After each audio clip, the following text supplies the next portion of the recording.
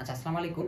এইবারে যারা medical admission test দিবা তোমরা নিশ্চয়ই জানো যে আগামী 2 মাস পর তোমাদের মেডিকেল অ্যাডমিশন টেস্ট, এবং ওই অনুযায়ী আজকে আমরা তোমাদেরকে কিছু গাইডলাইন দিব। আচ্ছা ওয়েট পাস, কিছুক্ষণের জন্য তুমি নিশ্চয়ই ভাবছিলা যে 2 মাস কখন আছে, ঠিক আছে? তুমি ডেফিনেটলি অনেক প্যানিক হয়ে গেছিলা। এই জিনিসটা আমরা সবসময় করি, আমাদের মেন্টালিটি আসলে এরকম যে আমরা সবসময় চিন্তা করি ইটস টু লেট, ঠিক আছে? ধরো আসলে অ্যাকচুয়ালি তোমার 2 মাস মেডিকেল অ্যাডমিশন টেস্টের বাকি, তখন তুমি কি ভাবতা? তুমি ভাবতা যে যদি আর কোনোভাবে আর কয়েকটা মাস পাওয়া যেত, আর যদি 2টা মাস পাওয়া যেত। সো দ্য থিং ইজ এখন অ্যাকচুয়ালি 4 মাস আছে, 2 মাস ধরো তুমি বোনাস পাইছো, ঠিক আছে? তো প্রথমে যে কথাটা আমি এখানে লিখলাম সেকেন্ড টাইমারদের জন্য, সেটা হচ্ছে how late is too late, ঠিক আছে? কখন আসলে তুমি ফিল করা উচিত যে এখন আর পসিবল না। সো ভিডিওর প্রথমে পরিচয় করাই দিই তোমাদেরকে আমাদের সাদিদ খান ভাইয়াকে।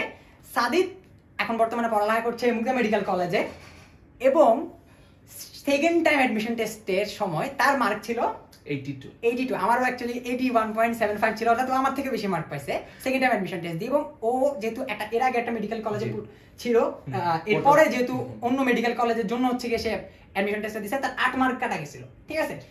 সো এখন সাদিদের এক্সপেরিয়েন্স, আমার কিছু কথাবার্তা সব মিলায়ে আজকে সেকেন্ড টাইমারদেরকে নিয়ে একদম পারফেক্ট একটা গাইডলাইন ভিডিও দেওয়ার ট্রাই করব।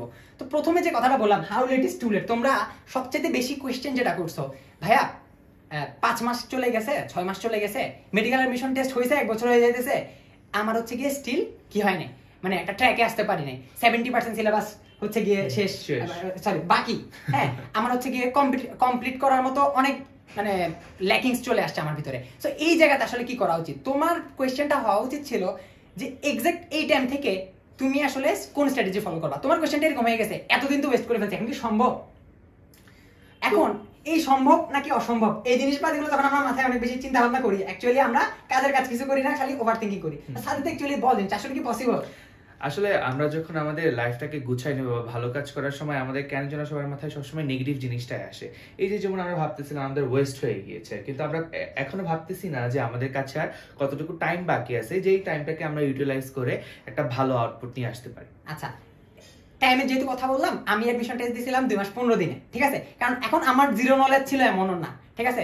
এর আগে এইচএসসি তে কিছু চাপা তো ডেফিনেটলি আমরা ভালো মতো পড়ছি, সবাই পড়ছি। এইচএসসি দেওয়ার জন্য, বেসিক এইচএসসি পাস করার জন্য তোমার যদ্দূর পড়া উচিত অদ্দূর নলেজ তোমার আছে, আমারও ছিল। ওইটার পরে মেডিকেল অ্যাডমিশন টেস্ট আমি 2 মাস 15 দিনে দিছি। এন্ড সাদিদ ডেফিনেটলি ও যখন ফার্স্ট টাইম দিছে, ও ওই টাইমে সরি সেকেন্ড টাইম যখন দিছে ও 2 মাস 15 দিনে দিছে, ঠিক আছে? কারণ এর আগে হচ্ছে কি ও পার্সোনাল অনেক রিজনের কারণে পড়ালেখা করতে পারে না। সো আমার কোয়েশ্চেন হচ্ছে কি এটা তোর কাছে, যে যখন তুই ফিল করতেছিলি তুই সেকেন্ড টাইম অ্যাডমিশন টেস্ট দিবি, তখন ধর 2 মাস 15 দিন হাতে, এখন তোর কি এই প্যানিকটা আসে না মনের মধ্যে যে ফার্স্ট টাইমের অনেক গ্যাপ আমার মধ্যে ছিল, এগুলো তো আমি 2 মাস 15 দিনে কভার দিতে পারবো না, এক্সট্রা রাইটারের ব্যাপার স্যাপার অনেক কিছু ছিল, ঠিক আছে? তোর কোনোভাবে ফিল হয় না যেটা ইম্পসিবল বা হচ্ছে কি পসিবল না? আসলে একটা সেকেন্ড টাইমার হিসেবে এই ভয় আসাটা, এই ফিয়ার আসাটা খুবই স্বাভাবিক, অস্বাভাবিকের কিছু না। কিন্তু এই ভয় জিনিসটাকে সাইডে রেখে আমি একটা কাজ করছি, সেটা হচ্ছে হ্যাঁ আমি যখন সেকেন্ড টাইম প্রিপারেশন নিয়েতে গেলাম, বা যারা সেকেন্ড টাইমার আছো সবাই এরকম না যে তোমাদের কিচ্ছু পড়া হয় নাই, সবার একটা জিনিস পড়া হয়েছে। 0% যে অনেকে মেসেজ দিছে, তাহলে কি ওরা মিথ্যা কথা বলতেছে? 0% আসলে সবাই এইচএসসি পাস করে আসছে আলহামদুলিল্লাহ, সবাই একবার অ্যাডমিশন টেস্ট দিয়ে আসছে। 0% কারণ নাই, তোমরা সবাই এটা মাথায় রাখো যে তোমরা তোমাদের প্রিপারেশনে অলরেডি অ্যারাউন্ড 30% or to 50% মধ্যে অলরেডি কমপ্লিট করা আছে, শুধু সেই জায়গাটাকে তোমাদেরকে রিফাইন করা লাগবে। আচ্ছা আমি হচ্ছে আগের জিনিসটাতে আসি, সেটা হচ্ছে কিভাবে আমি মাথাটাকে ঠিক রেখে আবার নতুন স্ট্র্যাটেজি ফলো করব, ভয় জিনিসটাকে কিভাবে কাটাইছি।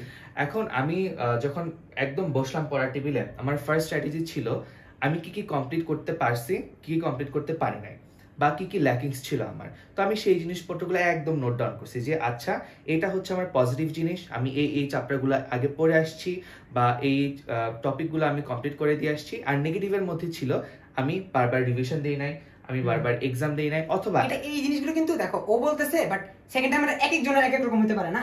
হইতে পারে ও এক্সাম হইতে পারে যে ও এক্সাম দিতে ভয় পাইতো, হইতে পারে যে ওর মানে রিভিশন কম দিত, এগুলো একটা জিনিস। বাট এখন যে ভিডিওটা দেখতেছো, তোমার যে প্রবলেমগুলো সেগুলো তুমি জানো ডেফিনেটলি, ঠিক আছে? অ্যাটলিস্ট একবার এক্সাম দিয়ে জানো জিনিসটা। তো সাদিদ যে কাজটা করছিল সেটা হচ্ছে ও প্রথমে নিজের যে ভুলগুলা সেগুলো হচ্ছে লিখে রাখছিল, ঠিক আছে? সো এই জিনিসটা সাদিদ করছে just to make him prepare for second time medical admission test preparation.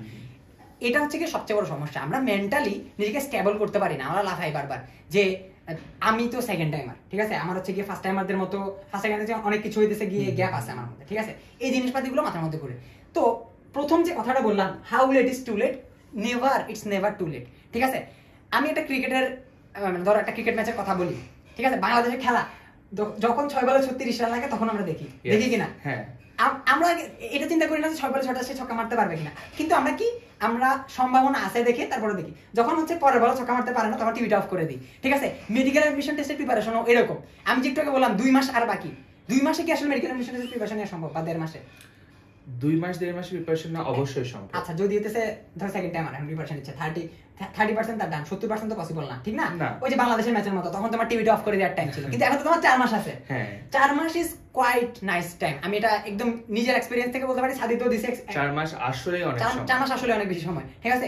এখন এটা তোমাদেরকে কেন বারবার বলতেছি, দেখো সেকেন্ড টাইমার এই শব্দটা একটা আতঙ্ক সবার কাছে, তোমার কাছে ডেফিনেটলি আরো বড় আতঙ্ক। একবার যখন চান্স পায় না, চান্স যখন মিস করে, আত্মীয় স্বজন তো অনেক কথাবার্তা বলে, বা হচ্ছে গিয়ে ধর তুই তোর পছন্দের মেডিকেল পাস নাই প্রথমবার, হ্যাঁ, তোর মানে মেন্টালিটি এটা ছিল তুই হেরে গেছিস, ডিফিটেড, ঠিক আছে। এই চিন্তা ভাবনা থেকে আসলে অ্যাকচুয়ালি জাম্প করলি কিভাবে, যে আসলে ট্র্যাকে ব্যাক করা লাগবে?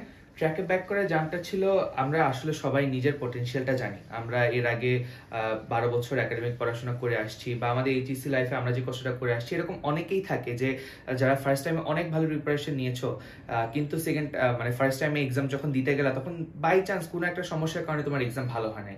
সেটা তো আসলে এটা মিন করে না যে তুমি একজন খারাপ স্টুডেন্ট, বা তুমি একবার লাইফে ফেল করেছো এই জন্য তুমি একটা ফেইলার হয়ে সারা জীবন কাটিয়ে দেবে, এরকম কখনোই না। তুমি তোমার পটেনশিয়াল জানো, তুমি তোমার হার্ডওয়ার্ক জানো, তো তখন তোমার মাঝখানে সেই স্পিরিটটা চলে আসে যে না, আই এম স্টিল ওয়ার্দি। থরের একটা কথা আছে যে আই এম স্টিল ওয়ার্দি। তো তখন তুমি ওই জিনিসটাকে কাজে লাগিয়ে তুমি সেই ফেইলিয়ার জিনিসটাকে তুমি মানুষকে প্রমাণ করে দাও যে না, তুমি ফেইলিয়ার না, তোমার মাঝখানে যে পটেনশিয়ালটা ছিল। অ্যাকচুয়ালি মানুষকে প্রমাণ করার দরকার কি, মানে এই জিনিসটা আসলে মানে কাউরে প্রুফ করা লাগবে এই জিনিসটাতে আমি বিশ্বাস করি না। মানে ধরো দ্য থিং ইজ, তোমার নিজের ভিতরে ইনসিকিউরিটি আসছে, ইনফিরিটি আসছে, এটা ব্রেক করা লাগবে, ঠিক আছে। এটা ব্রেক করার জন্য অনেক কিছু করব আমরা। কি করব, চলো প্রথম থেকে দেখি। দেখো তোমার প্রথম চিন্তা ভাবনা তো বললাম how late is too late, ঠিক আছে। যদি 2 মাস বাকি থাকে, 1 মাস বাকি থাকে, বাদ দাও, প্রিপারেশন নিয়ে অফ করে দাও, তুমি এখন তোমার সম্ভব না, ঠিক আছে, বলে দিলাম আমরা। 2 মাসে 1 মাস 15 দিনে পরে, এটা তো অসম্ভব, ঠিক না? এগুলো এসব কথাবার্তা বলে লাভ নাই। 4 মাস এনাফ, এটার জন্য কথাবার্তাগুলো আজকে আমরা বলবো। তো প্রথম কথা how late is too late বলে দিলাম। অনেক মার্ক কাটা যাবে, ওর মার্ক কাটা ছিল 8 মার্ক, ঠিক আছে। এখন তুমি চিন্তা করো, ও যদি তোমাদের মতো চিন্তা ভাবনাগুলো অনেক বেশি করতো যে 8 মার্ক কাটা যাবে, এটার পরে আসলে অ্যাকচুয়ালি ভালো কিছু সম্ভব কিনা, তখন ডেফিনেটলি ওর প্রিপারেশনটা অনেক ল্যাকিংস থেকে যেত, প্রিপারেশন প্রপারলি নিতে পারতো না, ঠিক আছে। এখন বর্তমানে কিন্তু তোমাদের 5 মার্ক করে কাটতেছে না সেকেন্ড আমাদের থেকে, ঠিক আছে। বর্তমানে কাটতেছে হচ্ছে 3 মার্ক করে, ঠিক আছে। সো মার্ক কাটার যে ব্যাপারটা, এটা যদি আমি জানি এখন সার্কুলার দিছে কিনা, সার্কুলার দিলে যদি বাড়েও, ঠিক আছে, ধরলাম সেটা 5 এ আসছে, ঠিক আছে, what ever it is, 8 mark, চিন্তা করে দেখো 8 মার্ক কিন্তু হিউজ, ঠিক আছে। এখন এই চিন্তা ভাবনাগুলো আমি কিভাবে কাটবো? 8 মার্ক, যে মার্কের চিন্তা কিন্তু অনেক বেশি আসে। যেমন আমি প্রিপারেশন নিচ্ছি, যদ্দূর প্রিপারেশন নিবো, ফার্স্ট টাইমে ধরুন একটা ভালো মতো প্রিপারেশন নিছি, ওটার পর হচ্ছে আমার একটা এরকম এরকম মার্ক আসছে, সেকেন্ড টাইম কি আমি থেকে কি এমন করে ফেলবো যে তারও 8 মার্ক বেশি আসবে? এইটাই সেকেন্ড টাইমারদের কাছে তোমাদের ফার্স্ট ট্রাম্প কার্ডটা হচ্ছে, তোমরা জানো তোমার কি কি সমস্যা আছে, কি কি ভুল তুমি করে আসছো, যার কারণে তোমার হয়তো মার্কস কম আসবে। তো এই যে আমাদের এই নলেজে জিনিসটা থাকা যে আমার কি কি ভুল আছে, এটা কিন্তু অনেক বড় একটা জিনিস। এটাকে তোমার কাছে সময় আছে, এই যে আমরা 4 মাস বারবার বলছি, এই 4 মাসে তোমার কাছে সময়, তোমার সেই ভুলগুলা, সেই কমতিগুলাকে তুমি হচ্ছে আবার ঠিক করে, এই যে তোমার যত মার্কসের ডিফারেন্স থাকবে, আমার ক্ষেত্রে বলে আমার যেমন 8 মার্কসের ডিফারেন্সটা ছিল, আমি সবসময় এরকম ভাবে আমার স্ট্র্যাটেজিটা মেক করেছি যে আমি 8 মার্কের গ্যাপটা আমি ফিল আপ করতে পারি সুন্দর করে, যেন আমার 8 মার্কটা কাটার পরও আমি আলহামদুলিল্লাহ এরকম একটা মার্কস বা মেডিকেলে আসতে পারি, যেন হচ্ছে মানে একটা ভালো পজিশন আর কি ক্যারি করতে পারি। তো এই 4 মাসে তোমার স্ট্র্যাটেজিটা এরকম ভাবে হওয়া উচিত যে তোমার এই মার্ক গ্যাপটা যেটা আছে সেটা তুমি প্রপারলি ইউটিলাইজ করতে পারো, এন্ড তুমি ইউটিলাইজ করে তোমার প্রিপারেশনের পেজটা বা প্রিপারেশনের সেই ডেপথটা তুমি হচ্ছে এরকম ভাবে সেট করতে পারো। আচ্ছা, মানে 8 মার্ক, ঠিক আছে, 8 মার্ক কাটা যাওয়া, বা অনেকে তো 2-3 মার্ক নিয়ে অনেক বেশি কানাকাটি করে, ঠিক আছে। এখন এটা কি আসলে খুব বেশি ইনহিউম্যান লেভেলের কিছু? মানে তোর প্রিপারেশন কি ইনহিউম্যান লেভেলের ছিল?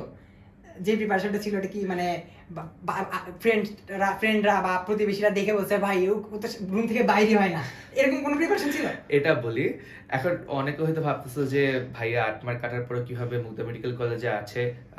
এটা আসলে আমি ছোটবেলা থেকে একজন খুবই এভারেজ লেভেলের স্টুডেন্ট, এখন মানুষ ভাবে যে না ভাই আসলে এই বলতেছে কমেন্টে বলতে পারে আমার ফ্রেন্ডরা যে বলবে যে না ও অ্যাকচুয়ালি পড়ালেখা করতে হবে। হ্যাঁ, কিন্তু আমি কখনোই একদম যে টানা অনেকক্ষণ পড়বো বা একদম সবকিছু বন্ধ করে পড়বো এরকম না।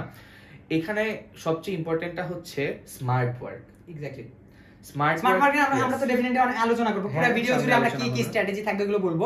বাট দ্য থিং ইজ আমি একটা জিনিস সত্যি জানতে চাইলাম, ও তো সুপার হিউম্যান না, ও হইতেছে দিন রাত 24 ঘন্টা পড়ালেখা করতে, সেকেন্ড টাইমেও কিন্তু দিন রাত 24 ঘন্টা পড়াশোনা, ঠিক আছে, যথেষ্ট গ্যাপ নিয়ে স্ট্র্যাটেজি ফলো করে পড়ালেখা করছে, ঠিক আছে।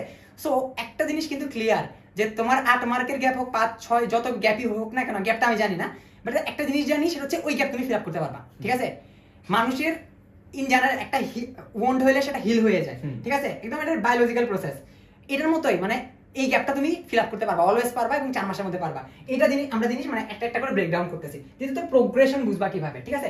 আচ্ছা ধর ফার্স্ট টাইম যখন আমি প্রিপারেশন নিছি ওটা একটা জিনিস, সেকেন্ড টাইম প্রিপারেশন নেওয়ার সময় আমি ধর এক্সাম দিতেছি, একটা চ্যাপ্টার পড়তেছি, ঠিক আছে, এই জিনিসগুলো আসলে প্রোগ্রেসটা কিভাবে বুঝবো, যে আমি আরেকজন থেকে মানে actually second time first time যারা পরীক্ষা দিচ্ছে তাদের থেকে আগে আছে, বা আমারই প্রিপারেশন আমার থেকে বেটার হচ্ছে, আগের যে ফার্স্ট টাইমার ছিল আমি আমার ভার্সন ওটা থেকে বেটার হচ্ছে।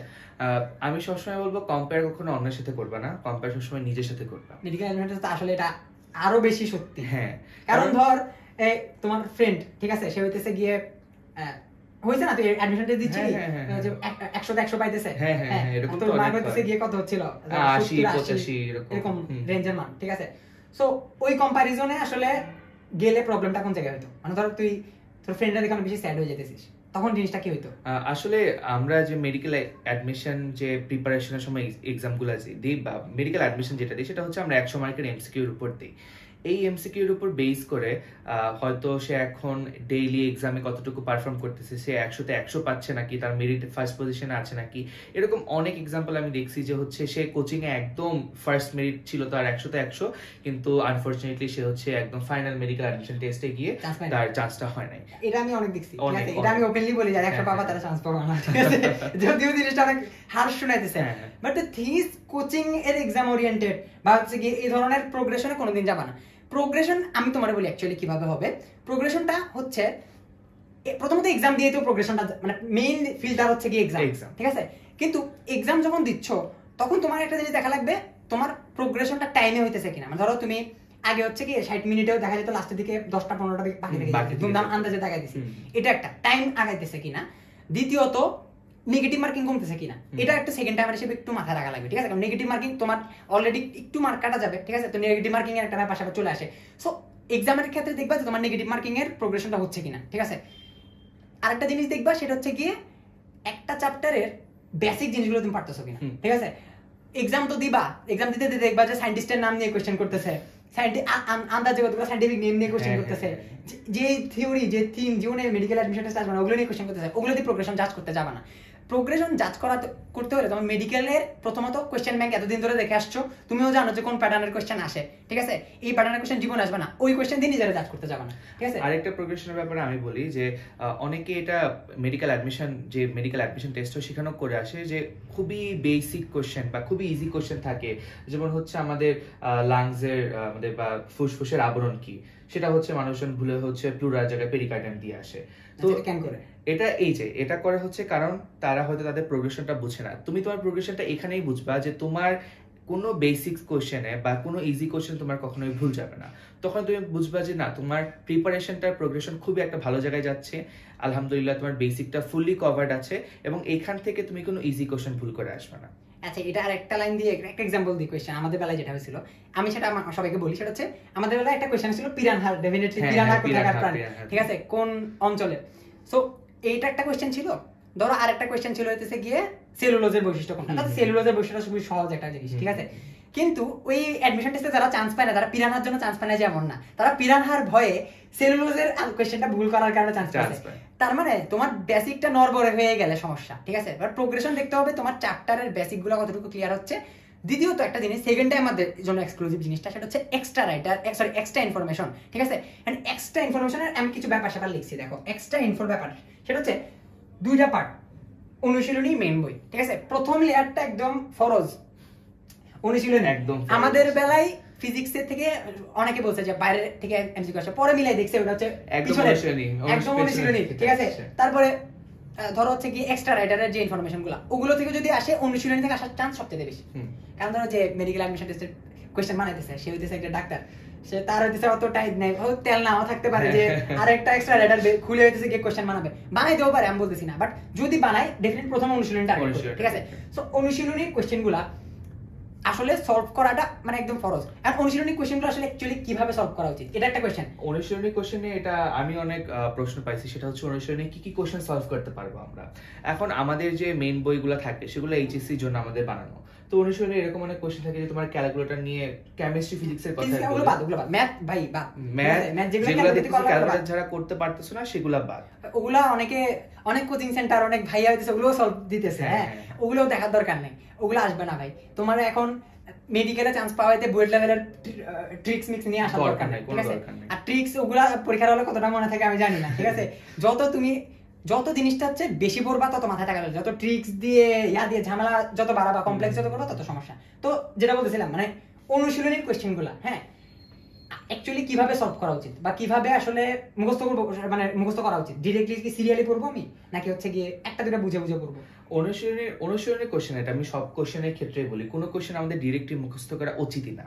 কারণ এখানে আমি যখন মেডিকেল অ্যাডমিশন দিতে যাবো আমি বারবার বলি যে আমাদের 5টা সাবজেক্টের ইনফরমেশন আমার মাথায়, আমি ডিরেক্ট যেগুলো না বুঝে মুখস্থ করে যাবো সেগুলো আমার গিয়ে ভুল হতেই পারে। কিন্তু আমি এর আগেই প্রোগ্রেশনের ক্ষেত্রে একটা কথা বললাম হচ্ছে বেসিকের কথা, যদি আমাদের বেসিকটা একদম সুন্দর শক্তপোক্ত থাকে তখন কিন্তু আমার মুখস্থ করার ততটুকু দরকার পড়বে না, বা আমি মুখস্থ করার পরেও সেই জিনিসটা আমি আর মাথা থেকে ভুলবো না। তো হ্যাঁ, এখানে আমি দুইটা কাজ করব, মুখস্থ করব কিন্তু বুঝে বুঝে মুখস্থ করব। আচ্ছা, টাইম লাগবে না? টাইম আমি তো আগে পড়ে আসছি, আমার অনুশীলনের প্রশ্নগুলো কিন্তু এরকম না যে আমার খুব একদম আকাশ থেকে দিচ্ছে এরকম। এক্স্যাক্টলি এটাই। এখন ধরো মানে অনেকে যেটা করে ইঞ্জিনিয়ারিং স্টুডেন্টরা এটা করতে পারে, তুমি করবে না, সেটা হচ্ছে অনুশীলন মুখস্থ করে চলে যাবে, ঠিক আছে। ওদের তো কোনো কিছু যায় আসে না ভাই, ওরা চান্স পাইলেও কি না পাইলেও কি, তোমার তো যায় আসতেছে, তোমার ডেফিনেটলি অনুশীলন যেন তেন করে পড়া যাবে না, টাইম নিয়ে পড়ার সমস্যা নাই। তুমি নিশ্চয়ই জানো যে অ্যাডমিশন টেস্টই হোক না কেন অনুশীলনী থেকে প্রশ্ন দিবে, তো যেখান থেকে কোয়েশ্চেন আসতেছে ওটার একটু গুরুত্ব দিয়ে পড়াটা বেটার না? অবশ্যই, এটা একটা জিনিস। আরেকটা জিনিস হচ্ছে অনুশীলনের ভুল আনসার, এটা আমি সবখানে বলছি, সেটা হচ্ছে ভুল আনসার একটু মার্ক করে রাখতে হবে। যত ভুল আনসার কয়টা আছে ভাই? 100টা কি ভুল আনসার আছে? হাইয়েস্ট একটা পুরো চ্যাপ্টারে 2 থেকে 3টা 4টা হইতে পারে, হাইয়েস্ট কেমিস্ট্রির ক্ষেত্রে 10টা ধরলাম, হ্যাঁ কেমিস্ট্রিতে বেশি থাকে। ওইটা একটা কাজ করো, এটা একটা খাতা বানাও, তোমার ধরো একটা আলাদা খাতা থাকলো, ঠিক আছে, ওই খাতা বা একটা দুটা পেজ নিয়ে আলাদা করে জাস্ট ভুল অনুশীলনীর আনসার ওইটা দিয়ে রাখো, তাহলে ব্রেনে ইনপুট থাকবে যে এটা অ্যাকচুয়ালি বইয়ের পিছন থেকে আসছে, ঠিক আছে। বইয়ের পিছন থেকে মানে ওখান থেকে মেরে দিছে ডাইরেক্ট, অপশন সহ মেরে দিছে, অপশন ভুল হলে অপশন ভুল। একবার কি করছিল, উদ্দীপক থেকে মারতে গিয়ে একটা কোশ্চেনে উদ্দীপক থেকে মারতে গিয়ে অর্ধেক উদ্দীপক আসছে অর্ধেক উদ্দীপক আসে না, এরকম হয়েছে। সো তুমি যখন এই জিনিসগুলো আলাদা করে রাখতেছো, ভুল আনসার যখন জানো অলরেডি আলাদা করে রাখছো, তখন ডেফিনেটলি তুমি ভরকাবা না, এই যে কোশ্চেন আসলে তুমি ভুলটাই আনসার করে আসবা। এটা আমি বলতেছি কেন, কারণ তুমি একটা জিনিস বুঝো, যদি বইয়ের পিছন থেকে ওই জিনিসটা দিয়ে দেয় তাহলে ডেফিনেটলি আনসারটা বইয়ের পিছন থেকে ওরা নিবে, ঠিক আছে। সো এই জিনিসটা আলাদা করে মার্ক করে রাখতে হবে আমাদের, ঠিক আছে। অনুশীলনীর ব্যাপারটা গেল, এবারে মেইন বইয়ের পার্টে আসছি, ঠিক আছে।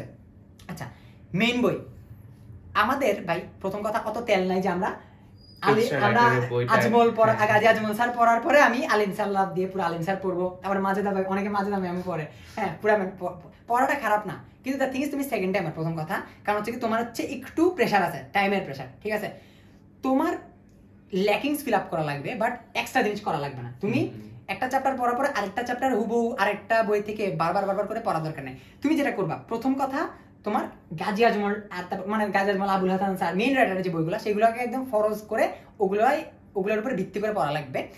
এক্সট্রা রাইটার যেটা করবা সেটা হচ্ছে এক্সট্রা রাইটারের যে ইনফরমেশনগুলো সেগুলো মেইন বইয়ে তুমি স্টিকি নোট দিয়ে বলো বা কোনো কিছু দিয়ে আলাদা করে লাগাই, আমি স্ট্যাপলার দিয়েও লাগাইতাম বইয়ের মধ্যে। আমি এখানে একটা কথা বলি, মিসবার কথা শুনে মনে পড়লো, আমার যদি কেউ বই দেখতো, আমার যারা নন মেডিকেল অ্যাসপিরেন্ট ফ্রেন্ডরা ছিল তারা আসলে দেখে আসলে ভয় পেয়ে যেত, আমারটা দেখলে ভয় পেত, আমারটা স্ট্যাপলার দিয়ে মারতাম বই, কারণ আমার এত স্টিকি নোট লাগানো ছিল আর এত লেখা ছিল, বইয়ের কোনো জায়গা আসলে ফাঁকা রাখতাম না। কারণ আমি চাচ্ছিলাম যে আমি যখন এক্সাম হলে যাব তার আগে আমি অবশ্যই 3টা বই আমি রিভিশন দিয়ে যেতে পারবো না, আমার হাতে থাকবে একটা বই দেখার সময়, তো আমি একটা বইয়ের মধ্যে কম্প্যাক্ট জায়গায় যেন সবকিছু দেখতে পারি। আর এই যে এক্সট্রা ইনফরমেশন নিয়ে সবাই এত ভয় পায়, আসলে এক্সট্রা ইনফরমেশন কতটুকু? এক্সট্রা ইনফরমেশন এরকম না যে আমাদের আজমল স্যারের বইয়ে একটা টপিক আছে একদম চেঞ্জ করে দিয়ে মাজেদা ম্যাডামের বই লেখা। মেডিকেল অ্যাডমিশন টেস্টে রক্তের পিএইচ নিয়ে ধরো প্রশ্ন আসছে, ঠিক আছে, এখন রক্তের পিএইচ তোমার গাজী আলম স্যারের বইয়ে দেওয়া হইতেছে গিয়ে কত 7.35 থেকে 7.45। এখন আলিম স্যারের বইয়ে ধরা হইতেছে একটু টেরামি করে 7 ধরো 3.00 তারপরে হচ্ছে গিয়ে 4.5 এরকম দিয়ে ফ্র্যাকশনাল মার্ক দিয়ে ধরা হইতেছে গিয়ে একটা রেঞ্জ দিয়ে দিছে। এটা সম্ভবই না যে দুইটাই দুই বই থেকে ইনফরমেশন নিয়ে অপশন বানাবে, ঠিক আছে, একটা বই থেকে আনসার নেয়। এন্ড তোমার যে ইনফরমেশনটা গাজী আজমল স্যারের বই আছে ওটাই সবচেয়ে ফার্স্ট প্রায়োরিটি থাকবে। একটা ইনফরমেশন যদি দুইবার থাকে, দুইটা বই মানে দুইবার আছে একই ইনফরমেশন, ধরো রক্তের পিএইচ বা ধরো হচ্ছে কি রক্তের ওজন কত পার্সেন্ট দেহের মধ্যে, এই ধরনের যে ইনফরমেশন গুলা ধরো দুইটা বই আছে, তোমার তো ডেফিনেটলি গাজী আজমল ফলো করা লাগবে, ঠিক আছে, গাজী আজমল ফলো করা লাগবে।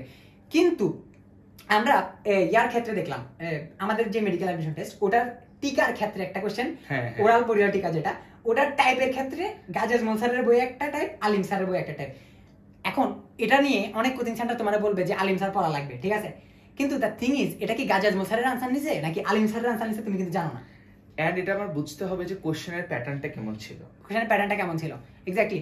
এখন এই জিনিসটা নিয়ে একটু ডিটেইলস আলোচনা করা লাগবে, এক্সট্রা ইনফরমেশন নিয়ে কোশ্চেনের শেষ নাই ভাই, মানে এক্সট্রা বইয়ের এক্সট্রা রাইটার নিয়ে যে পরিমাণ টেনশন তোমরা করো, মেন বই নিয়ে মনে হয় না তো বেশি টেনশন তোমরা করো, এত বেশি প্যানিক হও। আমি একটা কথা বলছি না যে পোলিওর ভ্যাকসিনের যে টিকাটা, ওই ভ্যাকসিনেশন আমাদের বেলায় গাজী আজমল স্যারের বই একটা টাইপ ছিল, আলিম স্যারের বই একটা টাইপ ছিল। সাপোজ ওই কোশ্চেনের আনসার আমি পারি নাই, আমি গাজী আজমল পড়ে গেছি, আনসার ভুল দিয়ে আসছি এক্সট্রা বই না পড়ার কারণে, আমার চান্স মিস যাইতো না, আমার চান্স মিস যাইতো না। আমি 81.7 পাইছি, আমি 80.7 পাইতাম, ঠিক আছে না, নেগেটিভ মার্কিং একটু কমে 80 রেঞ্জের মার্ক থাকতো আমার, তাও তো আমার ডিএনসি ক্র্যাকই হইতো, ঠিক না। সো দ্য থিং ইজ একটা নাম্বারের জন্য তুমি যেরকম লাফাইতেছো, যেরকম টেনশন নিতেছো, প্যানিক হইতেছো, ওরকম করার দরকার নাই। সিম্পল স্ট্র্যাটেজি ফলো করো, মেইন বই পড়ো, এক্সট্রা রাইটার পড়ে একটা দুইটা লাইন 5-6টা লাইন এক্সট্রা যেগুলো ওগুলো স্টিকি নোট দিয়ে ওটা সুন্দর মতো নোট ডাউন করে বইয়ের ভিতরে ঢোকাবা। কেন বইয়ের, ও যে বলতেছে বই দেখে ভয় পাইছিল মানুষজন, এটা করে অনেকে ফেসবুকে, মানুষ অনেক সময় অনেকের কি এই স্টিকি নোট ওলা বইয়ের ছবি দেখে হাসাহাসি করে, দেখ ও হইতেছে গিয়ে পাগলের মতো পড়তেছে। অ্যাকচুয়ালি এটা দরকার আছে, তুমি কয়টা নোট করবা, রিভিশন ম্যাটেরিয়ালস কয়টা বানাবা। তুমি যদি মেডিকেল প্রিপারেশনের আগে একবার যদি অ্যাটলিস্ট 2 থেকে 3 বার যদি রিভিশন না দাও, 2 বা 3 বার বাদ দিলাম, অনেকে একবার করে না, একবার করে, আমি একবার করছিলাম, ঠিক আছে, আমার ক্ষেত্রে একবার হয়েছে খালি, সাদিদ অনেকবার করছে, এটা সাদিদ অনেকবার রিভিশন দিছিল। একবারও যদি নাও, তুমি একবার মেইন বইটা পড়লা, মেইন বই রিভিশন দিলা, এরপর ওই যে গাজী আজমল সরি আলিম স্যার পড়ছো, ওইটা একবার পড়লা, নিজে খাতায় সুন্দর করে একটা নোট করছো, ক্লাস মেডিকেল অ্যাডমিশনের ভাইয়া ক্লাস করাইছে, ওই ভাইয়ার নোট করছো একটা, এত গেজানোর টাইম নেই, রিভিশন তুমি দিতে পারবাও না। 75টা চ্যাপ্টার রিভিশন দিতে 2 দিন লাগে, আমি হিসাব করে দেখছি, ভালো মতো 10 মিনিট করে 2 দিন লাগে, ওই টাইম তোমার আছে, এতগুলো টাইম তো নাই তোমার। সো একবারও যদি চোখ বুলাইতে হয়, মেইন বইটা যদি চোখ বুলাই যেতে পারো, ঠিক আছে, ওটার জন্য মেইন বইটারে একদম ফরজ বানাই ফেলবা, কেমনে বানাবা এগুলো করবা, বা এক্সট্রা রাইটার বলো যাই বলো সব মেইন বই অ্যাড করে দিবা। এমন কি আমি কি করছিলাম বুঝছো, আমি ভুল করছিলাম একটা, সেটা হচ্ছে এক এডিশন আগের বই কিনতে পড়ছিলাম, বুঝছো, এটা একটা ভুল, এটা অবশ্যই তোমাদেরকে ডেফিনেটলি নতুন এডিশন পড়া উচিত যদি বাইর হয়। তো আমি তো বিপদে পড়ে যাওয়ার মতো অবস্থা, কারণ হচ্ছে একটা দুটো ইনফরমেশন চেঞ্জ হয় না, অনেক কিছু, স্পেসিফিক্যালি শ্বেত রক্তকণিকা আর লোহিত রক্তকণিকার যে অনুপাতটা ছিল 700:1 600:1, ঠিক আছে, পুরাই একদম হ্যাপাজার্ড অবস্থা, নতুন ইনফরমেশনটাই তো আসবে মেডিকেলে। তো আমি কি করছিলাম, ওগুলাও ওই বইয়ের ভিতরে আগের বইটারে মেইন বানায় এর মধ্যে লিখে দিয়েছি। আমি নতুন একটা বই কিনলে আমার ব্রেন কিন্তু ওইভাবে ফাংশন করবে না, যেটা আমার এতদিন ধরে পড়ে আসা বইয়ে করছে। সো এক্সট্রা ইনফরমেশন নিয়ে যে হাবিজাবি টেনশনগুলো ওগুলো দূর করতে হবে। এরপরে সব পয়েন্ট লেখা বোঝানো শেষ, একটা পয়েন্ট এখানে আছে, সেটা হচ্ছে কি ফিয়ার অফ মিসিং আউট, ঠিক আছে, ফিয়ার অফ মিসিং আউট। এই ফোমো জিনিসটা রে ভাই কত প্যারা, ঠিক আছে, ফোমো কখন হতে পারে, বইয়ে একটা চ্যাপ্টার পড়ছো, যে চ্যাপ্টার থেকে জীবনে মেডিকেল অ্যাডমিশন টেস্টে কোশ্চেন আসে না, রাতে 2টা বাজে ঘুমাইতেছে, তখন মনে করতেছে ওইখান থেকে কোশ্চেন আসলে কি হবে, এইটা তুই ফেস করছিস কিনা? অবশ্যই এই ফোমোটা আসলে সবকিছু নেই, এই যে যেমন একটা এক্সাম্পল দিল যে আল্লাহ এই চ্যাপ্টারটা হয়তো আমি একটু কম পড়ছি, এই চ্যাপ্টার থেকে চলে আসলে কি হবে, বা ওই একটা আজাইর ইনফরমেশন ছিল যেটা কখনো আসে না, একটা বড় ছক ছিল যেটার এত সবকিছু লাগে না, কিন্তু ওই ছকটা আমি পড়ি নাই, হোয়াট ইফ আমার ওই ছক থেকে চলে আসে।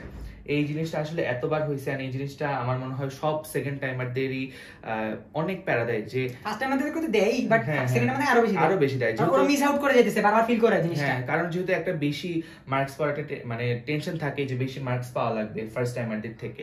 তো এই জিনিসটা তো প্রচুর হয় যে আমি একটা ছক পড়লাম না, বা একটা পেজের হয়তো ওই পাশটা দেখলাম না, হয়তো এখান থেকে চলে আসলে আমি তখন কি করব? আচ্ছা, এটা সলিউশন হতেছে দেখে ফেলো, সমস্যা কি, ঠিক না? তুমি রাতে 2টা বাজে ঘুমাইতেছো, তখন তোমার ফিল হয়েছে যে জৈব যৌগ পড়ছি, জৈব যৌগতে আয়ার এর একটা চার্ট আছে না? হ্যাঁ হ্যাঁ, অনেকগুলো জঘন্য একদম, একটা জিনিস, হ্যাঁ। ঠিক আছে? সো তুমি ফিল করছো যে না, ওখান থেকে যদি মেডিকেল অ্যাডমিশনের কোশ্চেন চলে আসে তখন আমি কি করবো? তোমার ব্রেন ওটা নিতে পারবে না পারবে ম্যাটার না, একবার চোখ বুলে যাবে। একবার চোখ বুলে যাবে। একবার চোখ বুলানোটা কিন্তু অনেক ইম্পর্টেন্ট, ঠিক আছে? এমনও হয়েছে যে একটা ইনফরমেশন আমি জাস্ট চোখ বুলেছি, বুঝছো, লাইক আমি মুখস্থ করা ট্রাইও করি না। জিকের ক্ষেত্রে কম হয় অনেক সময়, র্যান্ডম রিডিং দিয়ে যায়, তো ব্রেন ভাই অনেক রহস্যময়। আমি একটা জিনিস আজকে পড়ছি, কালকে মনে পড়তেছে না ঠিক, কিন্তু দেখছি 2 মাস পরে কিন্তু ওই জিনিসটা ওই জায়গাতে এক্স্যাক্টলি চলে আসছে, ঠিক আছে? সো একবার চোখ বুলে যাওয়াটা তোমার অ্যাটলিস্ট ফোমোটারে দূর করবে। এটা তোমার এক্সট্রা রাইটারের ইনফরমেশন হোক বা মেইন রাইটারের ক্ষেত্রে পড়তেছো, একটা ইনফরমেশন লাগতেছে যে আসবে না, বাট আবার ফিল হইতেছে যে পড় না পড়লে কি হবে, ওই ক্ষেত্রে তুমি এই জিনিসটা অবশ্যই অ্যাপ্লাই করবা যে অবশ্যই বেসিক জিনিসগুলো ক্লিয়ার করে, মানে এই যে সব বারবার আসে ওগুলো পড়তে বারবার পড়বা, রিভিশনের মধ্যে রাখবা, কিন্তু যে জিনিসটা আসলে আসে নাই, দাগানো লাইনের বাইরের যে লাইনগুলা, ওগুলো একবার চোখ বুলাতে সমস্যা নাই। যদি তোমার ফোমোটা অনেক বেশি হিট করে, আমারও তো বেশি হিট করে নি ভাই, আমি জানতাম এই জায়গা থেকে জীবনে আসবে না, এবং যদি আসেও ওটা ছাড়ার কারণে আমি চান্স মিস যাবে না, আমি এরকম করে আমি কি করছি, পেন্সিল একটা নিয়ে ওই পুরো পেজ কেটে দিছি। হ্যাঁ, এই যে এখানে একটা মিসব্যাটার কথা বলে আমার একটা কথা মনে পড়লো যে আমি যখন একটা চ্যাপ্টার পড়তাম তখন চ্যাপ্টারের আগে আমি আসলে দাগানো লাইন তো সবার কাছেই থাকে, দাগাই নিই আমরা, কিন্তু আমি একবার ট্রাই করতাম পুরো চ্যাপ্টারটা যেন আমার একবার চোখ বুলানো থাকে, যে জায়গাটাতে যে যত আনইম্পর্টেন্ট জায়গাটা আছে বা হচ্ছে এই যে ছকগুলা যেগুলো আমাদের রাত্রেবেলা ফোমো হয় যেগুলো নিয়ে, আমি হচ্ছে এনশিওর করতাম যেন এই আনইম্পর্টেন্ট জায়গাটাতে আমার একবার চোখ বোলানো থাকে। হ্যাঁ, যেগুলো দাগানো লাইন বা যেগুলো একদম মোস্ট ইম্পর্টেন্ট পার্ট সেগুলো তো আমি অবশ্যই মার্ক করে ভালো করে মুখস্থ করে রাখবো, কিন্তু যেগুলো একদমই দাগানো নাই বা এই যে মনে হচ্ছে যে এসব থেকে তো আসলেও আসতে পারে, সেগুলো আমি কি করতাম, একবার হচ্ছে চোখ বোলায় চলে যেতাম। আচ্ছা, এখন আমি দেখছো না একটু ভিডিও থেকে পাশে চলে গেছি, জিনিসটা হচ্ছে ফোমো। হ্যাঁ, আমার মনে হয়েছে যে ভিডিও মনে রেকর্ড আমি অন করে নেই, ঠিক আছে? তখন আমি কি করছি, এক্সাক্ট গিয়ে দেখে আসছি, সমস্যা হয়েছে, সমস্যা তো হয় না আমি এখন তুমি ভাবতেছো ভাইয়া ভিডিওর মাঝখানে কই চলে গেছে, এগুলো আমি চিন্তাও করিনি। সো দ্য থিং ইজ ফোমোকে ট্রিট করো ওইভাবে, ঠিক আছে? সো এই কথাবার্তাগুলো তোমাদের মাথায় ঘুরে দেখেই আমরা এগুলো নিয়ে ডিসকাস করছি। এখন ও একটু সরলে তুমি দেখতে পারবে এখানে জিকে নিয়ে কি কিছু মানে লাইন লেখা আছে, একটা মানে মেইন পার্ট হিসেবে আমি জিকে এটা লিখছি। আচ্ছা, তুই একটা দিকে। সো জিকে এই জিনিসটাকে আমি কেন ওইভাবে লিখলাম, কারণ ফার্স্ট টাইমারদের ভাই এটা অনেক বড় উইকনেস যে ও জিকেই পড়তে চায় না, ঠিক আছে? ওদের তুমি 70 বার বলো যে তোমার জিকে প্রত্যেকদিন পড়া লাগবে, ও পড়বে না, ঠিক আছে? কিন্তু তুমি যে অ্যাটলিস্ট একবার 1 মাস 10 দিন 15 দিন হইলেও জিকে পড়ে আসছো, ঠিক আছে? তোমার তো জিকে একটা এক্সপেরিয়েন্স আছে, তোমার অ্যাটলিস্ট বাংলাদেশের নদী কয়টা, বাংলাদেশের বৃহত্তম নদী কয়টা, এগুলো আবার পড়া লাগবে না। তার মানে তোমার একটা অ্যাডভান্স লেভেল আছে, সেটা কি আইদার তুমি জিকে কিছু হইলেও পড়ছো, আর যদি নাও পড়ো এখন তোমার জিকে পড়ার একটা স্কোপ আছে, ঠিক আছে? জিকে পড়ার একটা স্কোপ আছে কি, তুমি তোমার একটা টাইম স্কেডিউলের মধ্যে একটা মানে ধরো 1 ঘন্টার মতো লিখতেছি, ধরো 1 ঘন্টা,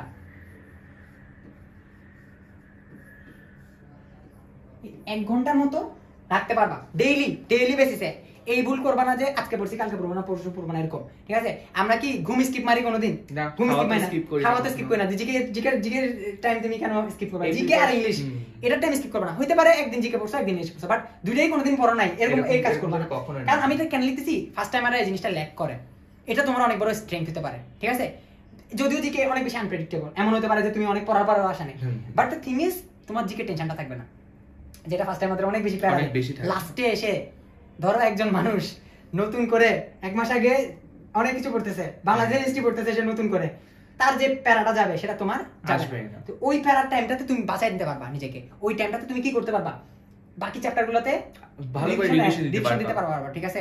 এখন রিভিশনের কথাটা তো আমরা অনেকবার পরে আবার কথাবার্তা বলবো, সমস্যা নেই, বাট জিকে এই কথাটা স্পেশালি লিখলাম কেন, এটা তোমার স্ট্রেংথ, সেকেন্ড টাইমার্স, এটা তোমার স্ট্রেংথ। তুমি প্রত্যেকদিন একটা টাইম 1 ঘন্টা লিখছি, প্লাস মাইনাস হতে পারে, বাট রাখবা ওটা সেকেন্ড ফার্স্ট টাইম আমরা ম্যাক্সিমাম ক্ষেত্রে রাখেন, আমিও রাখি না, আমার কাছে লাস্টের দিকে অনেক প্যারা গেছে। কিন্তু আমি কিন্তু ডেইলি অল্টার করে হয়তো একদিন জিকে বা একদিন ইংলিশ, বা ডেইলি একদম ডেইলি রাখতাম। এটা হচ্ছে আমার এই যে বললাম না, ঘুম খাওয়া দাওয়া যেমন ফরজ কাজ, তেমন হচ্ছে আমার জিকে ইংলিশ পড়া। অন্য জিনিস তো পড়া থাকবেই, ফিজিক্স কেমিস্ট্রি বায়োলজি, বাট এই জিকে ইংলিশ আমার পড়া লাগবেই। আচ্ছা, ওয়েট আ মিনিট, কোথায় পড়ছো? এখন এটাতে কন্ট্রোভার্সিয়াল টপিক হয়ে যাবে যে কই থেকে পড়ছেন, কোন রাইটারের বই পড়ছেন। হ্যাঁ, আমি এখন আসলে শুরুর দিকের কথা বলি, যখন হচ্ছে ফার্স্ট টাইমার ছিলাম, তখন জিকে ইংলিশ নিয়ে আসলে ফার্স্ট টাইমাররা অনেক দ্বিধাদ্বন্দ্বে থাকে যে কই থেকে পড়বো, কিভাবে পড়বো। তো তখন হচ্ছে আমাদের যে MP3 বই যেটা আছে, তো হচ্ছে সেটা পড়ছিলাম। কিন্তু যখন আমি বারবার জিকে ইংলিশটা পড়া শুরু করলাম ভালো করে সেকেন্ড টাইমে গিয়ে, তখন আমি দেখলাম যে আমার দুইটা বই আমাকে খুবই উপকার দিচ্ছে। দুইটা বই কারণ বললাম কি, এই দুইটা বই আসলে সব ইনফরমেশন তো সেমই, হয়তো একটু অন্যভাবে লেখা আছে, বাট ভেতরের ইনফরমেশন কন্টেন্ট সবগুলোর সেমই হয়।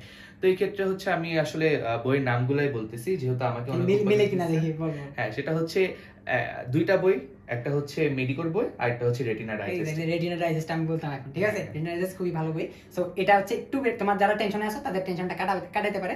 সো রেটিনা ডাইজেস্টটা হচ্ছে কালেক্ট করে পড়তে পারো, ঠিক আছে? আমি এটা পড়ছিলাম। রেটিনার জিকেটা অনেক ভালো করে লেখা। হ্যাঁ, এটা আমি কেমনে বুঝছি, কারণ হচ্ছে গিয়ে এটা আমি মেডিকেল অ্যাডমিশন টেস্ট দেওয়ার সময় বুঝছি। কারণ আমার জিকের প্রিপারেশন আমার ক্লাস 10 এ নিয়ে আসে। আমি আসলে অ্যাকচুয়ালি জিকে অনেক পছন্দ করি। সো জিকে হচ্ছে গিয়ে আমার মানে বাসায় যত বিসিএস এর বই ছিল সব পড়া ছিল, ক্লাস 10 এর মধ্যে আগেই আমার সবগুলো পড়া ছিল। তো জিকে নিয়ে আমার টেনশন ছিল না কোনোদিনই। কিন্তু আমি রেটিনা ডাইজেস্ট একবার উল্টাইছিলাম, উল্টাই দেখছি যে নাইস, অনেক সুন্দর করে গুছিয়ে লেখা। এখানে আমরা কিন্তু কোনো স্পন্সর করতেছি না। আচ্ছা, জেনুইনলি কথাটা বললাম। ইংলিশের ক্ষেত্রে ভাই আমি বলবো যে স্পেসিফিক কোনো বই নেই। ইংলিশ আসলে স্পেসিফিক বই নেই। এপেক্সটা ভালো, এপেক্সে ভালো প্র্যাকটিসের জন্য, কারণ এপেক্সে এত কোশ্চেন দেওয়া যে আমাদের হচ্ছে প্র্যাকটিসের অনেকগুলা সাইট চলে আসে। সেখানে হচ্ছে প্রাইমারির এক্সাম বা হচ্ছে বিসিএস কোশ্চেন বা আদার ব্যাংকের কোশ্চেন যেগুলো আছে সেগুলো চলে আসে। তো আমি যদি একটা ব্রড স্পেকট্রামে কোশ্চেন প্র্যাকটিস করি, তখন আমাকে ইংলিশ আসলে কি, ইংলিশ তো একটা সেম রুল থেকেই আসবে। তো প্র্যাকটিসটা হচ্ছে ইম্পর্টেন্ট। যেখানে আমি বেশি প্র্যাকটিস করতে পারবো সেখানে গিয়ে আমি ভালো মার্কস পাবো। ইংলিশের স্ট্র্যাটেজি হচ্ছে এটাই, যে আমি ফার্স্টে আমার বেসিক রুলস রেগুলেশন কি কি আছে সেগুলো জানবো, তারপর হচ্ছে প্র্যাকটিস। আর এটার মানে এটা না যে তুমি কোশ্চেন ব্যাংক সলভ করতেছো থেকে বিসিএস এ কঠিন কতগুলো অ্যানালজি থাকে ওগুলো ওইসব না, ঠিক আছে? যদিও কপি পেস্ট মারে বিসিএস থেকে, বাট এগুলো মানে না, ঠিক আছে?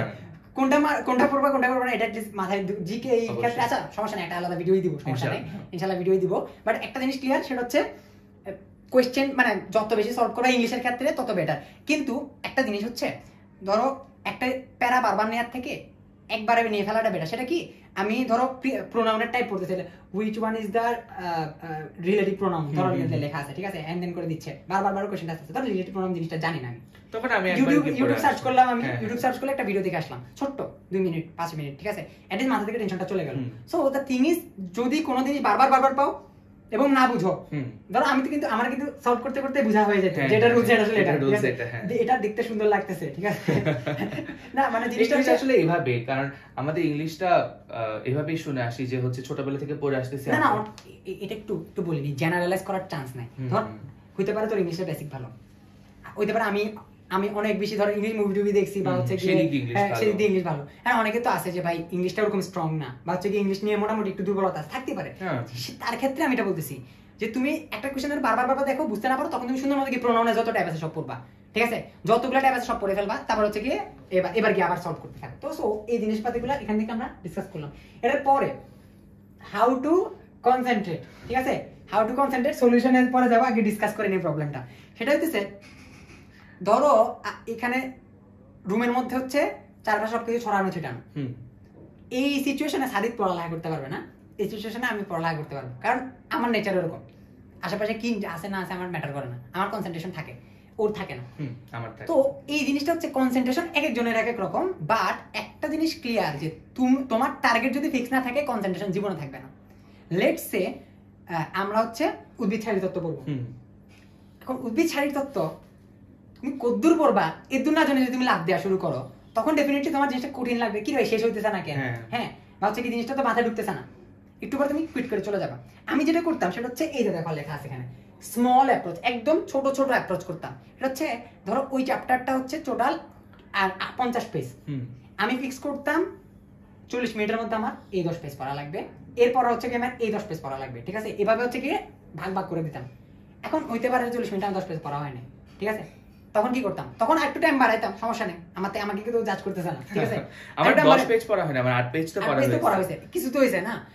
সো দ্য থিং ইজ, আমরা ছোট্ট কাজ করতে পারলে কনসেন্ট্রেশন থাকবে। তুমি বড় 3-4 ঘন্টা ধরে পড়লা, তোমার আসলে ব্রেন এরকম ফাংশন করতে চাই না, তুমি ব্রেনে জোর করে পড়াইতেছো, পোমোডোরো টেকনিক অ্যাপ্লাই করতেছো। তো অনেকে বলে ভাবে যে 25 মিনিট পরে 5 মিনিট ব্রেক নিয়ে সে উল্টাই ফেলবে, এরকম টানা অনেকক্ষণ চলবে। আমার ক্ষেত্রে কি হইতো, আমি দেখতাম যে এই জিনিসটা অনেক শুনছি, 25 মিনিটের পরে 5 মিনিট ব্রেক নিলে অনেক কাজে আসে, ঠিক আছে? আমি কি করতাম 25 মিনিটের পর 5 মিনিট প্র্যাকটিস হারিয়ে গেছি। হ্যাঁ একদম 25 মিনিটের জায়গায় আরো 30 আমি মিনিট ব্রেক আমি হয়ে ব্যাক গেছে করছি আরো 2 ঘন্টা পর। সেই পড়া হয়েছে তাহলে 25 মিনিটে পড়া হয়েছে খালি। আসলে এই টেকনিকগুলো আসলে নিজের ক্ষেত্রে যেটা ভালো কাজ করে সেটাই আমি সবসময় ইউজ করতে বলবো, কারণ এখানে ইন্ডিভিজুয়ালিটির একটা প্রশ্ন আসে যে আমি একজন ইন্ডিভিজুয়াল, মিসবা একজন ইন্ডিভিজুয়াল। যেমন ও বললো যে ও একটা সিচুয়েশনে পড়তে পারবে, আমার একটা সিচুয়েশনে পড়তে পারবো না। এটা আসলে আমার ইন্ডিভিজুয়ালকে আমার সেখানে খুঁজে নেওয়া লাগবে। যেমন এখানে যে বলছে স্মল অ্যাপ্রোচ, আমি এখন একটা ফানি কাহিনী বলি। সেখানে কেমিস্ট্রি সেকেন্ড পেপারের ক্ষেত্রে জৈব যৌগ, আমরা সবাই কি বলি যে কেমিস্ট্রি সেকেন্ড পেপার হচ্ছে 5টা চ্যাপ্টার, কিন্তু আমি ভাবতাম যে কেমিস্ট্রি সেকেন্ড পেপারে হচ্ছে 7টা চ্যাপ্টার। কারণ আমি জৈব যৌগকে সবসময় 3 ভাগে ভাগ করতাম। 3 ভাগে ভাগ করে আমি কখনো ভাবতাম না যে জৈব যৌগ আমার একবারে শেষ দেওয়া লাগে বা এটা একটা বড় কম্প্যাক্ট একটা চ্যাপ্টার। আমি ভাবতাম যে ওকে ফাইন, জৈব যৌগকে আমার এখানে 3টা চ্যাপ্টারে ভাগ করে আমি স্মল অ্যাপ্রোচ করে করে পড়বো। যে আচ্ছা ঠিক আছে, আমরা কি ভাবি যে আচ্ছা আমি এখন সন্ধ্যা হয়েছে, আমি জৈব যৌগ পড়তে বসবো। এখন আমার মাথায় টেনশন যে এত বড় জিনিস আমি কিভাবে এক রাতে শেষ করবো। কিন্তু আমি ভাবতাম কি, আমি 2 ঘন্টার মধ্যে জৈব যৌগকে যে 3 পার্টে ভাগ করছি সেই ফার্স্ট পার্টটা হচ্ছে আমি 1.5 ঘন্টা বা 2 ঘন্টার মধ্যে শেষ করে দিব। এই যে দেখো, আমি স্মল অ্যাপ্রোচের মধ্যে কিন্তু আমি আমার গোলটা রিচ করার বা গোলটা ক্যাচ করার পসিবিলিটি কিন্তু বেশি। তো এই ক্ষেত্রে স্মল অ্যাপ্রোচ যে মিসবা কথাটা বললো, এটা খুবই কাজের একটা জিনিস। তো নিজেকে ওইভাবে প্রিপেয়ার করে নাও যে এই যে ইন্ডিভিজুয়ালিটির কথাটা বললাম, যে প্রত্যেকটা ইন্ডিভিজুয়াল আলাদা, প্রত্যেকটা ইন্ডিভিজুয়ালের অ্যাটেনশন রাখা বা কনসেন্ট্রেশনের সিস্টেমটা আলাদা। তুমি তোমার ওইরকম ভাবে নিজেকে প্রিপেয়ার করে নাও বা আশেপাশের জায়গাটাকে প্রিপেয়ার করে নাও। স্মল অ্যাপ্রোচটা জেনারেলাইজ কনসেপ্ট, এটা ভাই তুমি ছোট ছোট কনসেপ্টে পড়লে জিনিসটা ইজিয়ার হবে, ঠিক আছে? তো এই জিনিসটা করবা কনসেন্ট্রেশনের ক্ষেত্রে। এবং একটা দাঁড়াও, জেনারেলাইজ ফ্যাক্টর আছে তো, সেটা হচ্ছে সাদিদ একটু আগে ডিসকাস করতেছিল যে এই কোশ্চেনের আনসার কি হতে পারে। সেটা হচ্ছে ভাই প্রেয়ার জিনিসটা এখানে বহুত গোটেড জিনিস, ঠিক আছে? মানে এইটা যে কত বড়, ধরো তুমি সারা বছর নামাজ কালাম পড়ো না, ঠিক আছে? ধরো হচ্ছে তুমি অনেক ইররেগুলার এইসব ক্ষেত্রে, এটা একটা জিনিস হতে পারে। কিন্তু এই টাইমটা যদি তুমি এই যে একটা মানে ধরো স্রষ্টার সাথে যে একটা কানেকশনের ব্যাপার, এখানে চলে আসতে পারো, জিনিসটা অনেক সহজ হয়। এটা আমি আগের যে ভিডিওটা বানাইছিলাম এইচএসসি 25 ব্যাচের জন্য, ওখানেও বলছি। সেটা হচ্ছে ধরো পুরা দিনে এমন একটা টাইম পাইতেছো তুমি, বারবার 5বার পাইতেছো টাইম, যে হচ্ছে গিয়ে আমি স্রষ্টার কাছে যেতে পারবো। তুমি স্রষ্টার কথা শুনতে পারতেছো না, তোমার কথা শুনতে পারতেছে। তুমি আমাকে গাইডলাইন ভিডিও বানাইতে বলতেছো, অমুক ভাই তমুক ভাইয়ের ভিডিও দেখতেছো, বাট যাকে অ্যাকচুয়ালি বললে জিনিসগুলো ভালো হয়, যাকে অ্যাকচুয়ালি বললে জিনিসগুলো কাজে আসবে, তার সাথে আসলে তোমার কানেকশনটা হয়ে যায়। তখন ডেফিনেটলি জিনিসটা একটু সমস্যা হয়ে যায়, ঠিক আছে? তুমি হইতে পারে তুমি ধর্মে বিশ্বাস করো না বা হোয়াট এভার ইট ইজ, কনসেন্ট্রেশনের জন্য তাহলে তুমি মেডিটেশন করতে পারো, ঠিক আছে? কোনো সমস্যা নেই, আমি কাউকে ইয়া করতেছি না। বাট যেহেতু মানে ম্যাক্সিমাম মুসলিম আর হচ্ছে গিয়ে প্র্যাকটিসিং মুসলিম, অন্যান্য ধর্মেরও আছে, সবাই নিজের স্রষ্টার কাছে যাওয়া, প্রেয়ার যে টাইমটা, এই টাইমটা একটু দেওয়ার ট্রাই করবা। আমি প্রত্যেককে বলবো এটা, ঠিক আছে? এটা ইন্ডিভিজুয়াল কনসেন্ট্রেশন অনেক বেশি বেড়ে যাবে। অবশ্যই আমি আমার জুনিয়রদের যখন আমাদের এই কথাটা জিজ্ঞেস করে যে ভাইয়া আসলে এত স্ট্রেসের মধ্যে আছি, আমি কনসেন্ট্রেশন রাখতে পারছি না বা মনোযোগ থাকছে না বা মাথায় অনেক চিন্তা ভাবনা থাকে, আমি সবসময় একটা কথাই বলি, মেডিকেল অ্যাডমিশনের চান্স পাওয়া 100%-এর মধ্যে 50% হচ্ছে নিজের হার্ডওয়ার্ক আর 50% হচ্ছে আমাদের স্রষ্টার ইচ্ছা। এটা ছাড়া আসলে আমরা কখনোই ওই জিনিসটা মেইনটেইন করা তো ডেফিনেটলি উচিত আমাদের, ঠিক আছে? কনসেন্ট্রেশনের ক্ষেত্রে প্রথমে স্মল অ্যাপ্রোচের ব্যাপারটা বললাম, দ্বিতীয়ত হচ্ছে কি এই ব্যাপারটা, তৃতীয়ত যখন তুমি দেখতেছো তোমার কনসেন্ট্রেশন ব্রেক করতেছে বারবার, তখন তুমি সুন্দর মতো ব্রেক নিতে পারো। এটা কোনো অপরাধ না, ঠিক আছে? কিন্তু কোনটা অপরাধ? ওই যে আমি একটু বলছিলাম 25 মিনিট 25-এর পরে 5-এর পরে হারিয়ে গেছি, ওই জিনিসটা করতে পারবা না, ঠিক আছে? ওই জিনিসটা করতে গেলে অ্যাকচুয়ালি তোমার আর স্ট্র্যাটেজি হবে না, এটা আসলে ফাঁকিবাজি হয়ে যাবে, ঠিক আছে? So the thing is, mentally relax থাকা অপরাধ না ভাই। মেডিকেল অ্যাডমিশন টেস্টের সময় তুমি একটা ধরো মেডিকেল অ্যাডমিশন টেস্টের সময় একটা মুভি দেখে ফেলছো, এই গিল্ট ফিলে তুমি একদিন দুদিন পড়লামই না, তারপরে এক কাজ করবা, ধরো ফেসবুকে ঢুকে পোস্ট দিবা, হ্যাঁ আমি একটা হচ্ছে গিয়ে পাপিষ্ট মানুষ, ঠিক আছে? আমি সবাই যেখানে পড়তেছে ওখানে আমি মেডিকেল অ্যাডমিশন টেস্ট, আমি তাও আবার সেকেন্ড টাইমের হিসেবে একটা মুভি দেখে ফেলছি আমি। দ্য থিং ইজ, তুমি তোমাকে টাইম দিছো, মাইন্ডটা একদম চাপে ছিল, রিল্যাক্সড মুডে। ধরো এই ভিডিওটা তুমি দেখতেছো না, তুমি তো পড়তেছো না, ঠিক না? তুমি তো ভিডিও দেখতেছো, এটা কি অ্যাকচুয়ালি তোমাকে কোনো হেল্প করবে কিভাবে? তোমার মাইন্ডটাকে রিফ্রেশ করবে। অ্যাট লিস্ট তুমি একটা স্ট্রাকচার পাইতেছো, গাইডলাইন পাইতেছো। অ্যাট লিস্ট ধরো তুমি যদি কথাবার্তা জানো, আমার মুখে শোনার মাধ্যমে, ও একবার চান্স পাই আসছে, ওর কথাবার্তা শোনার মাধ্যমে এই জিনিসগুলো একবার রিক্যাপ হইতেছে। So the thing is, mind যখন অনেক প্যারা দিবে তখন একটু ব্রেক নিতে পারবা, ঠিক আছে? কনসেন্ট্রেশন ওইভাবে বাড়বে। তুমি কন্টিনিউয়াস হইতেছে নিজেকে এটা ফিল করাইতে পারবা না যে কনসেন্ট্রেশন ব্রেক করাটা খুবই মানে Problematic পাপের একটা আছে, জিনিস। পাপের একটা জিনিস। সবার ব্রেক হয় ভাই, কার হয় না? ওরও ব্রেক হয় না? অবশ্যই। ব্রেক হয় তুই কি 3 মাস ধর 2 মাস 15 দিন প্রিপারেশন আছে, প্রত্যেকদিন কনসেন্ট্রেশন আমি আমার প্রিপারেশন একটা ফানি কাহিনী বলি। মানে অনেকদিন ধরে পড়ালেখা করতেছি, বাট এখন আসলে আর মাথায় কোনো ইনফরমেশন ঢুকতেছে না আমার। তখন আমি কি করতাম, তখন আমি বাইরে বের হতাম, আমাদের ফ্রেন্ডদের সাথে একটু দেখা করে আসতাম। কিন্তু এই যে দেখা করার মাধ্যমে আমি যে রিফ্রেশমেন্ট বা এনার্জিটা যেটা গেইন করতাম, সেটাতে আমি আবার কয়েকদিন টানা পড়ালেখা করতে পারতাম। তো তোমার ব্রেনটাকে বা তোমার নিজেকে একটু টাইমটা দেওয়া উচিত। এই টাইমটা না দিলে না তোমার পড়াশোনাটা এফেক্টিভ হবে না। এটা আসলে খুবই সত্যি কথা। তুমি যদি নিজের ব্রেনটাকে একটু রিল্যাক্স না করো, তুমি যতই সারাক্ষণ পড়ো, 24 ঘন্টা পড়ো না কেন, তোমার পড়া সেটা এফেক্টিভ হবে না। আচ্ছা, একটা জিনিস আমি একটা রেড মার্ক দিয়ে রেড মার্ক কেন দিছি, একটা জিনিস করা যাবে না, সেটা হচ্ছে কনসেন্ট্রেশন বাড়াই দিকে বললাম যে মেন্টাল রিল্যাক্সেশন, ফেসবুকে একটা লাভ দিলাম, মেসেঞ্জারে একটা লাভ দিলাম। এই Messenger is not even an option to relax your mind. অবশ্যই। এটা যে কত বড় ফালতু ডিস্ট্রাক্টেড একটা জিনিস। ফেসবুকও ধরো, আমি আমার পার্সোনাল জিনিসটা বলি, একদিন ঢুকছিলাম খালি মেডিকেল ইন্টারেস্টের মাঝখানে ফেসবুকে, আমার নিজের আইডি থেকে না, আরেকজন আইডি থেকে। ওই আইডিতে কেউ অ্যাড ছিল না। চিন্তা করে দেখো, একদম হচ্ছে কি জিরো ফ্রেন্ডের আইডি, তার মানে ওটা তো ফিটটা মোটামুটি ফ্রি, মানে একদম বিরক্ত করে বোরিং হবে। হ্যাঁ হ্যাঁ। ঢুকে দেখি যে হট টপিক একটা চলতেছে, ঠিক আছে, ধর মেডিকেল ইন্স্যুরেন্স হবে কি হবে না, এটা আমার মাইন্ড লাগছে।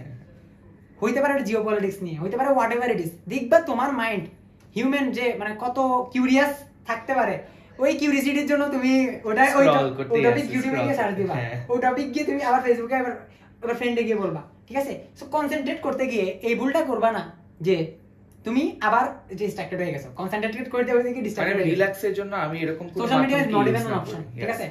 এটা কোনোভাবে অপশন না। তুমি ইউটিউবে আমার ভিডিও দেখতেছো, একটু পরে একটা ভাইয়ের ভিডিও দেখবা, একটু পরে অমুক ভাইয়ের ভিডিও দেখবা, এগুলো করে করে তুমি নিজেকে ফিল করাতেছো, অনেক কিছু দেখে ফেলছো, বাট আলটিমেটলি লাভটা হয়নি, ঠিক আছে। তো থিং ইজ, একটা গাইডলাইন তুমি পাওয়ার পরে ওই গাইডলাইন আবার কেন দরকার, বারবার নিজেকে কেন পুশ করতেছো যে আমার গাইডলাইন লাগবে লাগবে লাগবে না। থিং ইজ, একটা তোমার কেউ একজন বলে দিছে, এটা পরে ফলো করে সুন্দর মতো বাকিটা কাজ সলভ করতে পারো, ঠিক আছে। আমাদের এই জায়গায় লুপে ঘোরার কোনো চান্স নাই। আচ্ছা, এরপরের যে ব্যাপারটা, কোচিং এর বই, এটা একটু অনেক বেশি ইম্পর্টেন্ট টপিক, এটা একটু ভালো করে শুনো। সেটা হচ্ছে কোচিং এর বইগুলা, রেটিনাল ডাইজেস্ট গুলো, মেডিকোর বই আছে, উন্মেষের বই আছে। আচ্ছা, এই বইগুলো প্রথম কোয়েশ্চেন আছে, এগুলো কি ভালো বই কিনা?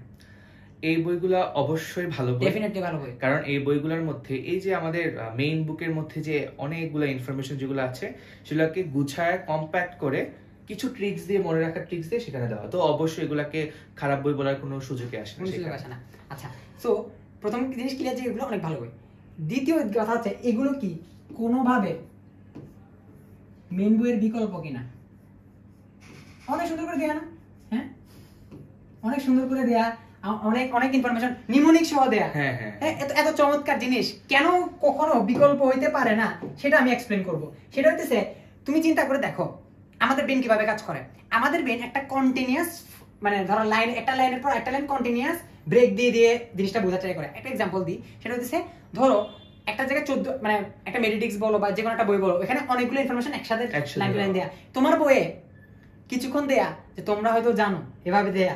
তোমার বইয়ে এভাবে দেয়া, রক্তে এটার পার্সেন্টেজ এত দেওয়ার পরে রক্ত নিয়ে কয়েকটা র্যান্ডম লাইন লেখা, যে রক্ত এটা করে ওটা করে, ঠিক আছে। ওই লাইনগুলো তুমি জানো, ওই লাইনগুলো অনেক সোজা, ওই লাইনগুলো পানিবাদ লাইন। এটার কারণে ওগুলো ওই বইয়ে নাও থাকতে পারে, ঠিক আছে।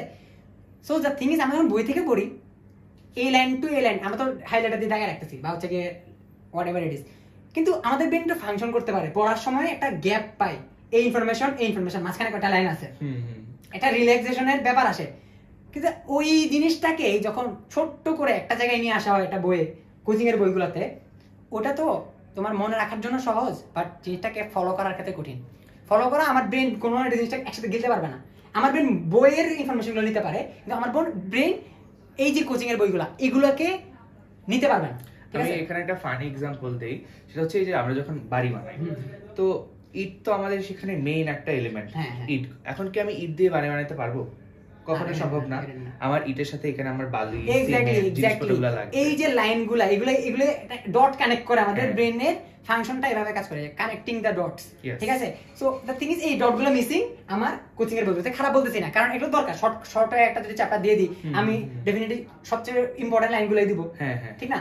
কিন্তু এটা একটু রিস্ক ফ্যাক্টর হয়ে যায় কি, তুমি যখন মেইন বইটার থেকে সাইডে চলে যাও। এটা অনেকেই করে ভাই, কেমিস্ট্রি ফিজিক্সের ক্ষেত্রে প্রচুর প্যারা মেইন বইটা ফলো করা। এটা থেকে সব তো লাগে না, ফিজিক্সে তো ফিজিক্সে তো মরুভূমি, একদম মানে একটা পেজই বাদ এরকম হয়ে যায়, দুই তিনটা পেজই বাদ হয়ে যায়। সেরকম মরুভূমি যখন আমরা পাবো, তো ডেফিনেটলি ওই ফিজিক্সের ক্ষেত্রে তো প্যারা নেই। ফিজিক্সের ক্ষেত্রে ইভেন তুমি ইয়াও সলভ করতে পারো, কোচিং এর বইগুলো ফলো করতে পারো, বাট ফলো করতে পারবো, কিন্তু আমার মেইন বই থেকে কখনোই দূরে সরে যাওয়া লাগবে না। তোমার ওইটা দিয়ে মনে রাখার জন্য তুমি এটা অস্ত্র হিসেবে ইউজ করতে পারো, বাট মেইন বইয়ের ক্ষেত্রে তোমার ফিরে আসতে হবে। মানে যদি আমি তোমাকে বলি হচ্ছে নেমোনিক্স যে দিয়ে তোমার কোচিং এর বই যেগুলা, সেগুলো হচ্ছে তোমার একটা বুলেট, কিন্তু তোমার বন্দুক যেটা আছে সেটা ডেফিনেটলি ওটা একটা মিস করা যাবে না, ঠিক আছে। আর লাস্টলি একটা জিনিস বলবো এটা নিয়ে, এটা হচ্ছে কি এখানে আবার ফোমো চলে আসে। সেটা কি মেরিডিক্স পড়ছি বা হোয়াটএভার ইট ইজ, একটা কোচিং এর বই পড়ছি, বাট আমি মেইন বইতে পড়ি নাই। এই একটা চিন্তা ভাবনা তোমার মাথায় আসতে পারে, মেডিকেল অ্যাডমিশন টেস্টের আগের রাতে একটা মানুষ কি পরিমাণ ওভার থিংকিং করতে পারে, এটা তুমি একবার জানো, যারা সেকেন্ড টাইম এটা অলরেডি জানে ভাই, জানো তোমরা যেহেতু জানো আগের রাতে 10 কিলোমিটার দূরে পানির শব্দ ওটাও শোনা যায়, ঠিক আছে। আমি ইভেন ঘুমাইতে পারতেছিলাম না আগের দিন, টপ টপ করে পানি পড়তেছে 4-5 রুম পরে পাশের বাসায়, ওটা আমার কানে আসতেছে। অনেক ওভার থিংকিং অনেক চলে আসে মানুষের, মানে অনেক বেশি সেনসিটিভ হয়ে ঘুমও আসে না। তখন যদি তোমার মাথায় হিট খায় আমি মেডিটেক্স তো বলছি মেন বইতে পড়ি নাই, তখন তুমি কি করবা, ঠিক আছে, তখন তো প্যারা হয়ে যাবে, ঠিক আছে। সো কোচিং এর বই ডেফিনেটলি ভালো, এগুলো ফলো করবা, কিন্তু এটার বিকল্প বানাবা না কখনোই। আচ্ছা, তারপরে কোচিং মিস দিয়ে একজন কোশ্চেন করছে যে কোচিং মিস দিয়ে বাসায় পড়া উচিত কিনা। আচ্ছা, এটা আমার ক্ষেত্রে হয়েছিল। আমি একটা কোচিং এ ভর্তি হয়েছিলাম, ভর্তি হওয়ার পরে ক্লাস ভালো না খারাপ ডিসকাস করবো না, 1 মাস পরে আমার ফিল হয়েছে যে ভাই গ্যাপটা অনেক, মানে ডিস্টেন্সটা অনেক বেশি।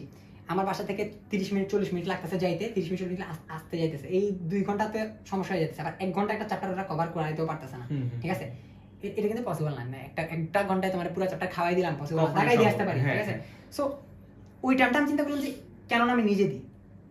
এখন যেই মানুষটা নিজে আসলে পড়ার মতো কনফিডেন্স, যে কোয়েশ্চেনটা করছো তার ডেফিনেটলি কনফিডেন্স আছে, সে নিজে কিছু করতে পারে, সো ওই কাজটাই করো। এখানেও একটা ওই যে ইন্ডিভিজুয়াল ব্যাপার আছে। তোমার যদি মনে হয় তোমার আর কেউ পড়ায় না দিলে তুমি পড়তে পারবা না, ভাই এর রিস্ক নিও না যে বাসায় নিজে নিজে পড়বো, পাগল হয়ে যাবা।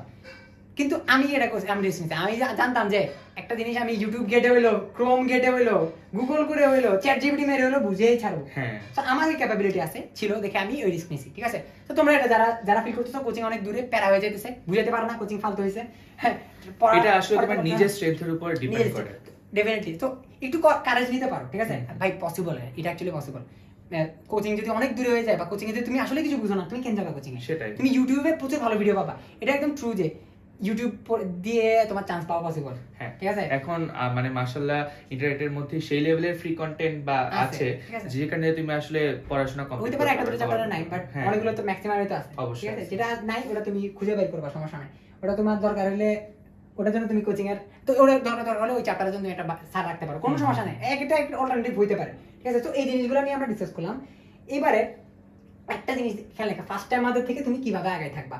এখন এখানে একটা জিনিস আমি লিখছি, you already know many things, যেটা ফার্স্ট টাইমাররা জানে না। ঠিক আছে, ফার্স্ট টাইমাররা জানে না যে পরীক্ষার হলে গিয়ে হাঁটু যেভাবে কাঁপাকাঁপি করে, ঠিক আছে, ওরা জানে না পরীক্ষার আগের রাত কেমন, ওরা জানে না যে ওরা আসলে জিকে না পড়ে কত বড় ভুল করতেছে, ওরা অনেক কিছু জানে না যেটা তুমি জানো।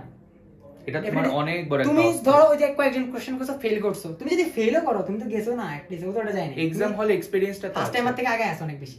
ইভেন আমি যখন ফার্স্ট টাইম প্রিপারেশন নিছিলাম, আমি কিন্তু সেকেন্ড টাইম থেকে ভয় পেতাম। তুমি চিন্তা করো, সেকেন্ড টাইম থেকে ভয় পেতাম, কারণ আমি চিন্তা করতাম যে ভাই ওরা এত দিন টাইম পাইছে, এরা তো টাইম পাওয়ার জিনিসটা ফালতু জিনিস, চিন্তা অনেকে তো টাইম নষ্টই হয়। টাইমের থেকে যেটা ভয় পেতাম সেটা হচ্ছে ওরা তো এক্সপেরিয়েন্সড ভাই, ওরা অলরেডি জানে যে এটা করার লাগেই না, ওরা অলরেডি জানে যে এই জিনিস না পড়ে গেলে মারা খাবো, ওরা অলরেডি জানে কোনটার সাথে কি কি করা লাগে, ওরা জানে এক্সাম হলে ট্যাকটিক্স গুলো আমি কি ইউজ করব। তুমি অনেক কিছু তোমার ভিতরে আছে যেটা সাফাইস টাইম দেন, এটা তোমার স্বীকার করা লাগবে। দ্বিতীয়ত ল্যাকিংস এর একটা ব্যাপার লিখছি, ল্যাকিংস, তোমার ল্যাকিংস আছে মানে ফার্স্ট টাইম মধ্যে ল্যাকিংস নাই, তুমি বলবা যে ভাই ল্যাকিংস আছে, এটা কিন্তু পজিটিভ জিনিস হয়। দ্য থিং ইজ, এটা সাদিক বলবে। আচ্ছা, এখানে ল্যাকিংস কিভাবে আসলে স্ট্রেংথ হয়, এটা ল্যাকিংসটা স্ট্রেংথ হয়, এটা আসলে আমার ক্ষেত্রে আমি দিয়ে বলি, আমার ক্ষেত্রে ল্যাকিংসটা স্ট্রেংথ ছিল। আসলে যে একটা রাস্তার মধ্যে যায় নাই, সে জানবেই না ওই রাস্তার মধ্যে কি কি ভাঙা ভাঙা জায়গা আছে বা কি কি বিপদ আছে। কিন্তু যে ওই রাস্তা দিয়ে একবার হেঁটে আসছে, সে জানে যে এই রাস্তা দিয়ে যেতে হলে আমার ডান দিক দিয়ে যাওয়া লাগবে, বাম দিক দিয়ে যাওয়া যাবে না, হয়তো রাস্তার মধ্যে একটা গর্ত আছে। তো তুমি যদি সেই জিনিসটা জানো যে তোমার কি কি বিপদ হতে পারে, তুমি অবশ্যই সেই বিপদগুলো এড়াই চলতে পারবা।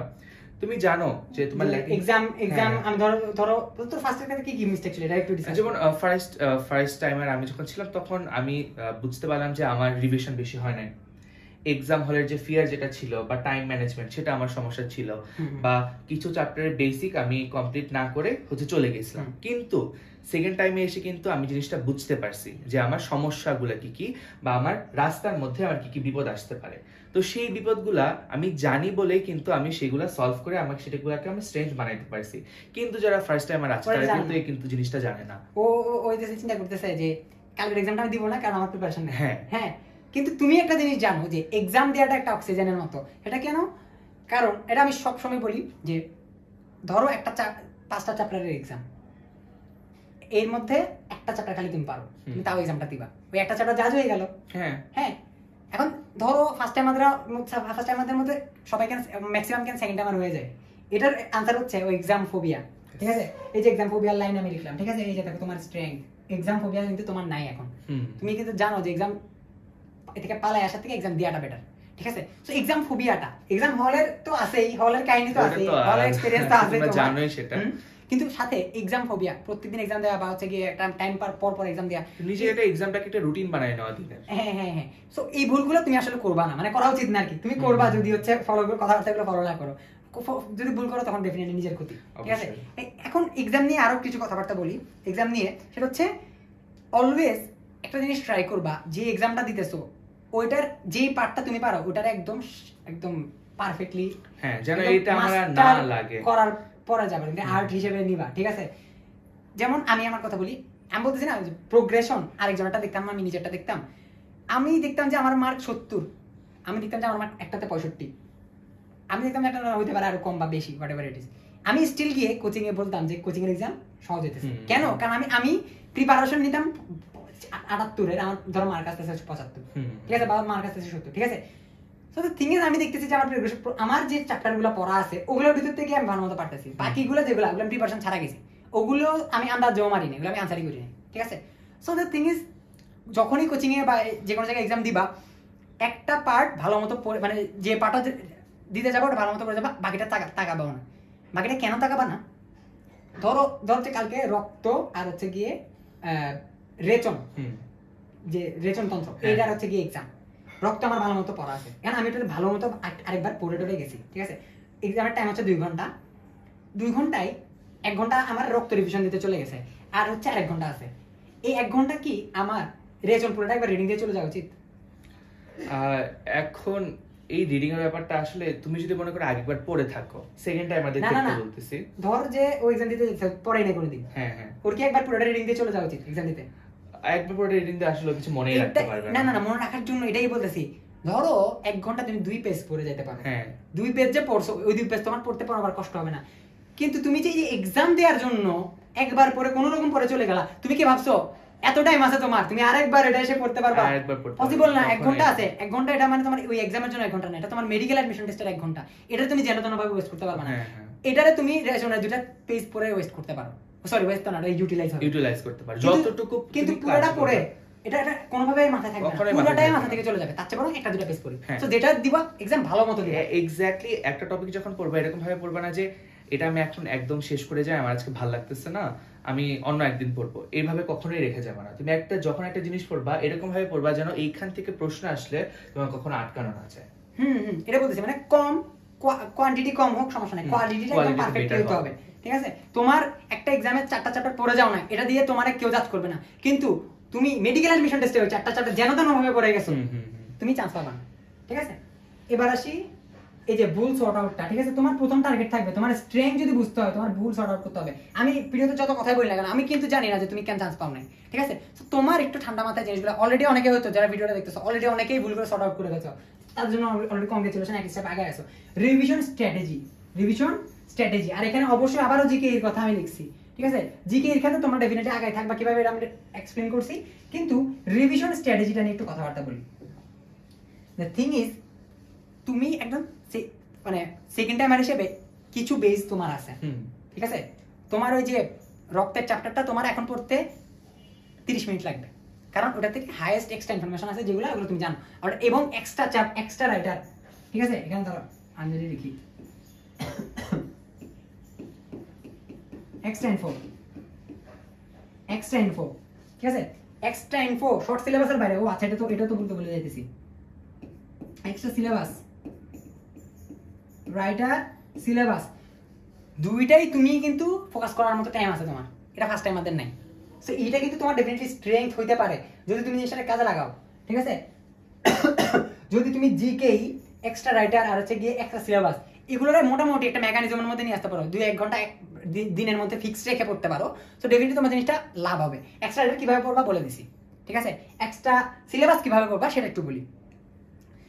তুমি এটার জন্য বসে থাকবে না যে এক্সট্রা সিলেবাস তোমার একটা টাইমে শেষ করা লাগবে, এরপরে গিয়ে আমি শর্ট সিলেবাসের গুলো একবার রিভিশন দিতে পারবে না। মিক্স করে পড়, মিক্স করে পড়। কোচিং এর ক্ষেত্রে যেটা হয়, কোচিং এ তোমাকে এমন হইতে পারে যে এক্সট্রা সিলেবাস 2 দিন একদিনে শেষ করাই দিতেছে, ঠিক আছে? ওটা একটা জিনিস যে একদিনে শেষ করাই দিছে, বাট যেহেতু ফার্স্ট টাইম পড়তেছো, এইচএসসি জীবনে পড়ো নাই, গিলতে সময় লাগবে। কোচিং এ যদি একবার শেষ করে ভালো মার্কসও পেয়ে যাও, তারপরও দেন শিওর থাকো 2 দিন পরে পড়বা। সো এক্সট্রা সিলেবাসের টপিকগুলো পড়ার সময় একটু মাথায় রাখবা, একটু একটা চেক লিস্ট বানাবা। এই ধরো এক্সট্রা সিলেবাসের সময় একটা চেক লিস্ট বানাবা, চেক লিস্টে অনেকগুলো বাদ দিবা, হইতে পারে 5টা 10টা, ঠিক আছে? যতবার এক্সট্রা সিলেবাসটার ওই চ্যাপ্টার টপিকটা তুমি পড়ছো একটা টিক দিবা, টিক দিবা, টিক দিবা, ঠিক আছে? তোমার কনফিডেন্স বাড়বে। তুমি 2 বার পড়ছো লাইনটা এক্সট্রা সিলেবাসের, ধরো একটা সিলেবাসে আছে যেটা 10টা লাইন 15টা লাইন, একবার রিডিং দিছো একটা টিক দিলা, ঠিক আছে? তো তার মানে তুমি নিজের প্রোগ্রেশনটা জানতে পারতেছো যে এক্সট্রা সিলেবাস তোমার হইতেছে। সো এই জিনিসটা ফার্স্ট টাইম অনেক বেশি ল্যাগ করবে, ওরা এই মানে 4 মাসের ভিতরে অনেক বেশি পাগল হয়ে যাবে, ঠিক আছে? কিন্তু তোমার কিছু 20-30% প্রিপারেশন যদি থাকে, এই জিনিসটা তুমি সর্ট আউট করতে পারবা। আমরা লাস্টে ডেফিনেটলি রুটিন দিয়ে বুঝাবো তোমাকে যে অ্যাকচুয়ালি জিনিসটা কিভাবে ওয়ার্ক করে, ঠিক আছে? সো চলো দেখি আমরা একটা রুটিনের দিকে চলে যাই। দেখো তোমার হাতে টাইম আছে নেক্সট 3 থেকে 4 মাস, নেক্সট 3 তো আছেই ডেফিনেটলি, 4ও থাকতে পারে, ঠিক আছে? আমরা ধরে নিলাম যে ডিসেম্বরের 15 দিকে এক্সাম হবে, তাহলে এখানে একটা জিনিস আমি লিখছি, সেটা হচ্ছে তুমি কিভাবে রুটিন বানাবা। প্রথমত তোমার রুটিনটা একটা বার জিকের জন্য ফিক্স থাকবে, ঠিক আছে? একটা বার হইতে পারে তোমার এক্সট্রা রাইটার তো বাদ দাও, এক্সট্রা সিলেবাসের জন্য ফিক্স থাকবে, এক্সট্রা সিলেবাস। এটা কাদের জন্য? যাদের 30 থেকে 50% প্রিপারেশন শেষ। দেখো আমি দুটো জিনিস লিখছি, একটা 30 থেকে 50%, একটা হচ্ছে কি তারা 30 এর কম আসো। অনেকে বলতেছে 0% প্রিপারেশন, ফালতু কথা, শূন্য কারণে, ঠিক আছে? সো 30 থেকে 50% প্রিপারেশন যারা, তারা যে কাজটা করবে সেটা হচ্ছে দিনে 2টা ফিক্স টাইম রাখবা, এক্সট্রা সিলেবাস আর জিকে, যে এটা ফার্স্ট টাইম আমাদের অনেক বড় ল্যাকিংস, অনেক বড় দুর্বলতা, সেটা হচ্ছে কি এটা তোমার বড় স্ট্রেংথে কনভার্ট করতে পারো। সেটা কি এই জিনিসটা, সেটা কি একটু করে টাইম রাখবা। তোমার যদি 30 থেকে 50% শেষ, তার মানে তোমার এক্সট্রা সিলেবাসের দিকে ফোকাস হওয়ার টাইম চলে আসছে। এখন তোমার বাকি যে 50% সিলেবাস, সেটাকে তোমার নেক্সট 1.5 মাসের ভিতরে শেষ করা লাগবে। নেক্সট কত মাস? 1.5 মাসের মধ্যে শেষ করা লাগবে 50% সিলেবাস। 1.5 মাসের মধ্যে শেষ করা কি পসিবল? অবশ্যই পসিবল। আমরা 2 মাস 15 দিনে ফুল সিলেবাস পরীক্ষা দিছি, তার মানে তুমি এটা করতে পারবা। 1.5 মাসের মধ্যে তুমি যদি 50% শেষ করতে যাও, এই যে আমরা সবসময় ভাবি যে 1.5 মাস হাফ সিলেবাস অনেক বড়, তুমি জিনিসটাকে ছোট ছোট ভাগ করে নাও না, স্মল অ্যাপ্রোচের ব্যাপার যেটা বলে। তুমি যদি না এখন না জানো যে উদ্ভিদচারী তত্ত্বের এই চ্যাপ্টারটা আজকে আমি পড়তেছি এত এই পার্টটা পর্যন্ত, আজকে আমি পড়বো খালি শ্বসন, কাল সারা সংশ্লেষণ পরে পড়বো, এই যে পরে পড়ার প্ল্যানটাও করে রাখছো, এটা যদি না জানো সমস্যা। সো দ্য থিং ইজ, প্রথম কথা এই রুটিন পরে দেখবা প্রথম কথা তোমার এই জিনিসটা ফিক্স করা লাগবে একটা টাইমে। এখানে আমি যে ডেটা লিখে দিয়েছি এটা হতে পারে নিজের মতো হতে পারে, সিলেবাস শেষ করবে একটা টাইমে, ঠিক আছে? সিলেবাস বলতে কি, তোমার তো বললাম 30 থেকে 50% প্রিপারেশন মোটামুটি আছে বা হয়ে গেছে, 70% অনেকে বলছো। সো বাকি যেটা আছে না, সেটা হচ্ছে এই নেক্সট 1.5 মান্থের মধ্যে তোমার মাস্ট শেষ করা লাগবে। তখন তোমার মাথা থেকে হেডেক চলে গেল, ঠিক আছে? কিভাবে করবা? ছোট ছোট মান্থলি তো না, উইকলি কিছু ডেইলি বানাতে পারবা, এবং উইকলি বেসিসে ডেইলি কথাবার্তাগুলো চলে আসে। ঘুমানোর আগে প্রত্যেকদিন আমি কি করতাম, পরের দিনের টাস্কটা লিখতাম, ঠিক আছে? টাস্ক বলতে কি, মেডিকেল অ্যাডমিশন টেস্টের সময় এটা এই চ্যাপ্টারে 2 পড়া লাগবে, এই চ্যাপ্টারে 2 পড়া লাগবে। দেখা যেত যে ঘুমানোর আগে আমি ওইটা উল্টাই দেখছি 40% 50% সলভ হয়েছে, সর্ট আউট হয়েছে। তাহলে কি এটা কি ওয়ার্ক করে না? এইখানে 40-50% যেটা বলতেছি যে আমার 100% প্ল্যান ছিল, বাট ওয়ার্ক করেছে হচ্ছে 40-50%। এই 40-50% হচ্ছে তোমার ক্ষেত্রে বোনাস। এটাই অ্যাচিভ, মানে এটা হচ্ছে গিয়ে তোমার হচ্ছে গিয়ে কি বলা যায়, সাকসেস বলা যায়। কারণ এটা না করলে তোমার ওটা 0% হয়ে যেত। এই 40-50% এটা আমার প্রত্যেকদিন হয়, ঠিক আছে? এখনো আমি সেটা ফলো করি। যেদিন আমি একটা পয়েন্টও লিখি না যে কালকে কি করব, ওই দিন আমার পুরো দিন উড়ে যায়, ঠিক আছে? সকালে উঠে মানুষ আরেকজন হয়ে যায়, সকালে উঠে মানুষ ভুলে যায় যে আমার কি কি প্ল্যান ছিল, এটা তার কর্তব্য সম্পর্কে ভুলে যায়। তো ডেফিনেটলি আগের দিন রাতের বেলা ডেফিনেটলি ছোট ছোট টার্গেট করে এই জিনিসটা করে তুমি 1.5 মাসের ভিতরে জিনিসটা সলভ করতে পারবা। এটার পরে বাকি যে 15 দিন থাকবে, সেটা তোমার আগের যে 30 থেকে 50% প্রিপারেশন হয়েছে বলছি, ওটা একটু কি করবা, আবার রিভিশন দাও, আবার রিভিশন দিবা, ঠিক আছে। এই 1.5 মাস কি করলা, একদম যেগুলো বাকি ওগুলো শেষ করলা। এরপরে তোমার বাকি 15 দিন আগের 30 থেকে 50% শেষ করলা। শেষ করতে গিয়ে দেখবা ওইগুলো আসলে তোমার আর মনে নেই, এগুলো হইতে পারে স্বাভাবিক। একদম একদম ব্রেন রে এটা ফার্স্টে বুঝাই নাও যে এটা খুবই কমন, কোয়াইট ন্যাচারাল। এটা হইছে আমারও হইছে জিনিসটা। বাকি 1.5 মাস মিনিমাম তোমার 2 বার রিভিশন দেওয়া লাগবে। ফার্স্ট টাইমাররা ম্যাক্সিমাম ক্ষেত্রে দেখা যায় যে রিভিশনে অনেক বড় ল্যাগ করে। আর সাদিত আমাকে একটু আগে বললো যে ওর সবচেয়ে বড় স্ট্রেংথ ছিল রিভিশন। কয়বার রিভিশন দিছস? আমার রিভিশন মোটামুটি 3-4 বার তো আমার গোনাই আছে, তো গোনা 3-4 বার, ঠিক আছে। এখন এটা থেকে ভয় পাওয়ার কিছু নাই। যার কারো যদি 2 বার হয়, আমি দেখছি 2+, 2 এর কম করবা না সেকেন্ড টাইমাররা, 2 বার মোটামুটি রিভিশন দেওয়া লাগবে। এটা হচ্ছে গিয়ে কথা, ঠিক আছে। তো 2 বার রিভিশন দেওয়ার মতো করেই আমি এই প্ল্যানটা করলাম। তোমরা এই অনুযায়ী ডেইলি রুটিনটা বানাই ফেলবা, ঠিক আছে। ডেইলি রুটিন, ডেইলি টাস্ক ভাগ করে করে করে করে এখনই একটা কাজ করো। তোমার কি কি শেষ হয়েছে, শেষ হয়েছে মানে তোমার কি কি মোটামুটি পারো, মোটামুটি, এমন না যে 100%। তোমার কি কি 0% শেষ হয়েছে, একদমই বাকি যে কোনো চ্যাপ্টার, এটা একদম আনটাচ কি কি, আর কোনটা তোমার একটু রিভিশন দেওয়া লাগবে, ওগুলো একটু প্ল্যান করো। প্ল্যান ওয়াইজ এবার হচ্ছে কি আগাইতে থাকো। টেবিলে সর্টেড করে রাখলে তোমার প্ল্যানিংটা বা রুটিনটা সাজাতে তোমারই সুবিধা হবে। তুমি যখনই কাগজ কলম নিয়ে কাজ করতেছো তখন তুমি আসলে অ্যাকচুয়াল লাইফ প্ল্যান করতেছো। যখনই তুমি আসলে এই এরর থেকে উপদেশ নিয়ে বেড়াতেছো, প্রোক্রাস্টিনেশন যেটাকে বলে, এটা প্রোক্রাস্টিনেশন হয়ে যায়, ঠিক আছে। আর 30 থেকে কম যাদের প্রিপারেশন, তারা কি করবা, তাদের মিনিমাম একবার ডিসেম্বরের আগে তো রিভিশন দেওয়া লাগবেই, ঠিক আছে। রিভিশন ছাড়া তো তুমি পারবা না। তোমার অ্যাকচুয়ালি ট্রিট করা উচিত ফার্স্ট টাইমারদের মতো। ফার্স্ট টাইমার যেভাবে প্রিপারেশন, তোমার ওইভাবে প্রিপারেশন নেওয়া লাগবে। তোমার উইদিন নভেম্বর 15 ফুল সিলেবাস শেষ করা লাগবে। এটা একদম একদম ঠিক আছে, ফিক্স রাখা মাথার মধ্যে। 15 নভেম্বরের মধ্যে পুরো সিলেবাস শেষ করবা। কিভাবে শেষ করবা আমি এখানে লিখে দিছি। এই যে এক্সট্রা সিলেবাসের জন্য টাইম রাখবা, আর জিকে এর জন্য আলাদা টাইম রাখবা। বাকি টাইমটা হচ্ছে গিয়ে যে সিলেবাসটা উপরে চেষ্টা দিছো ওটার উপর ফোকাস রেখে ওটা করতে থাকো, ঠিক আছে। ওটা করতে থাকো। এখন কোয়েশ্চেন চলে আসে, দিনে আসলে কত ঘন্টা পড়া লাগে, দিনে আসলে কতটুকু প্রোগ্রেশন, আসলে প্রোগ্রেশন, এটা ধরনের কথাবার্তা চলে আসে, ঠিক আছে। আমি একটা জিনিস বিশ্বাস করি, সেটা হচ্ছে তোমার মাইন্ড যদি ফ্রেশ থাকে, ওই পড়া 8 ঘন্টা হয় না, ওই পড়া 10 ঘন্টা হয় না। তোমার মাইন্ড যদি ডিস্ট্রাক্টেড থাকে, অনেক বেশি এদিক ওদিক, এই চিন্তা ওই চিন্তা সেই চিন্তা থাকে, ওই পড়া 16 ঘন্টা 24 ঘন্টা পড়া কোনো এনাফ না, ঠিক আছে। যেমন আমি আমার এখন মেডিকেলে যে ফ্রেন্ডরা আছে তাদের কথাই বলি, যে আমার ফ্রেন্ডরা আছে যারা হচ্ছে 1 ঘন্টা খুবই ভালো করে পড়তে পারে, কিন্তু সেই জিনিসটা আমার পড়তে 3 ঘন্টা লাগতেছে। আচ্ছা, এখন এইখানে আমি যে কাজটা করি, আমি কখনো টাইমটা দেখি না, আমি দেখি আমার গোল। আমার হয়তো আজকে 1 চ্যাপ্টার পড়া লাগবে, একটা মানুষের একটা চ্যাপ্টার পড়তে হয়তো 3 ঘন্টা লাগলো, আরেকটা মানুষের কতক্ষণ লাগলো, 5 ঘন্টা লাগলো। এখন আমি তো বলবো যে আমি 5 ঘন্টা পড়ে ফেলছি, অনেক পড়ে ফেলছি, আরেকজন 3 ঘন্টা পড়ছে, কিন্তু দেখো আমাদের কন্টেন্টটা কিন্তু একদম সেমই থাকতেছে। তো আমরা টাইমটা না ধরে, আমি সবসময় বাকিদের বলি, সেটা হচ্ছে আমরা একটা গোল ধরি, যে আমি ডেইলি এই গোলটা হচ্ছে আমরা ক্যাচ করব, এই যে গোল অ্যাচিভ করব। আমি যেটা করতাম, ঘুমাবো না এর আগে, ঠিক আছে, এর আগে ঘুমাবো না, এই ধরনের চিন্তা ভাবনা করতাম। কিন্তু দেখা যেত যে এরকম অনেক বেশি অ্যাগ্রেসিভ মুডে গিয়ে দুম করে আর মাথা কাজ করতেছে না, তখন আমি কি করতাম, বোর্ড খুলে অফ করে রেখেতাম। আমাকে তো আর কেউ এসে মারবে না যে তুই তো বলছিলি যে ঘুমাবি না, এখন কি, কিন্তু আমি ফেসবুকে পোস্ট দিই নাই যে এটা না শেষ না করে আমি হচ্ছে কি ঘুমাবো না। এটা তো নিজেকে একটু ছাড় দেওয়াই যায়, আর ফাংশনাল রাখতে হবে ব্রেনটাকে। কথা হচ্ছে তুমি যখন গোলটা মনে করো 120% তুমি ধরে রাখছো, তুমি সেখানে 100% কমপ্লিট করতে না পারলেও তুমি অ্যাটলিস্ট সেখানে 80% কমপ্লিট করতে পারবা, এন্ড এই 80% অ্যাচিভ করাটাই অনেক। তুমি যদি সেই গোলটাও না ধরতে, তাহলে তুমি 80%ও আসতে পারতা না। তো সবসময় আমরা একটা বলি না যে ড্রিম বিগ, কারণ কি এই বড় একটা ড্রিম করলে সেটা মনে করো পুরোটা আমি কমপ্লিট করতে না পারলেও সেটার অ্যাটলিস্ট কাছাকাছি পয়েন্টে আমি যেতে পারবো, যাওয়া যাবে। সো এই কথাবার্তাগুলো লিখলাম একটু। তোমরা যদি ফিল হয় যে আরো ডিটেলসে, মানে এই জিকে এর জন্য কত টাইম লাগবে, এইটার জন্য কত টাইম লাগবে, ফিজিক্স কেমিস্ট্রি, ওটা নিয়ে যদি জানতে চাও ডেফিনেটলি জানাবা, ঠিক আছে। ওটা আমি দরকার হলে বানাই গ্রুপে আপলোড দিয়ে দেবো, সমস্যা নেই। আচ্ছা, এরপরে একটা কথা লেখা যে মিস্টেকস তো করে থেকে তোমাদের যেখানে সেকেন্ড টাইম কারা, মানে ডেফিনেটলি ফার্স্ট থেকে সেকেন্ড টাইম শিফট হওয়ার কারণ হচ্ছে একটু কিছু মিস্টেক। এর পাশাপাশি আর কি মিস্টেক করতে পারো তোমরা? এই যে দেখো, বারবার ইনফিনিটি কমপ্লেক্সে ভোগা, বারবার তোমার ফিল হচ্ছে আমি সেকেন্ড টাইমার, ঠিক আছে, নিজেরা বারবার পুশ করতেছো আমি স্পেশাল, আমি সবার, আমি মানে স্পেশালি কিভাবে, নেগেটিভলি স্পেশাল, হ্যাঁ, আমি হচ্ছে গিয়ে মানে ইনফিরিয়র অনেকের থেকে। দ্য থিং ইজ, সেম কোয়েশ্চেনে যদি আরেকটা কোয়েশ্চেনে যদি মেডিকেল এডমিশনের প্রিপারেশন নেওয়া হতো, বা হচ্ছে গিয়ে কোয়েশ্চেন নেওয়া হতো, তখন ডেফিনেটলি দেখা যেত যে আমি চান্স পাই নাই, হইতে পারতো না, মানে যারা চান্স পেয়েছে তারা আবার চান্স মিস করতে পারতো। এটা অনেক বড় মানে প্রবাদ হিসেবে আছে এটা, যে সেম মানুষজনদের যদি আবার পরীক্ষা নেওয়া হয়, তখন দেখা যায় তার চান্স মিস করতে পারে। সো দ্য থিং ইজ, তোমাদের মধ্যে খুব বেশি ডিফারেন্স নাই, তোমাদের আর ফার্স্ট টাইমারদের মধ্যে খুব বেশি ডিফারেন্স থাকে। ডিফারেন্স ইজ তোমরা তাদের থেকে আরেকটু বেশি আগায় আসো।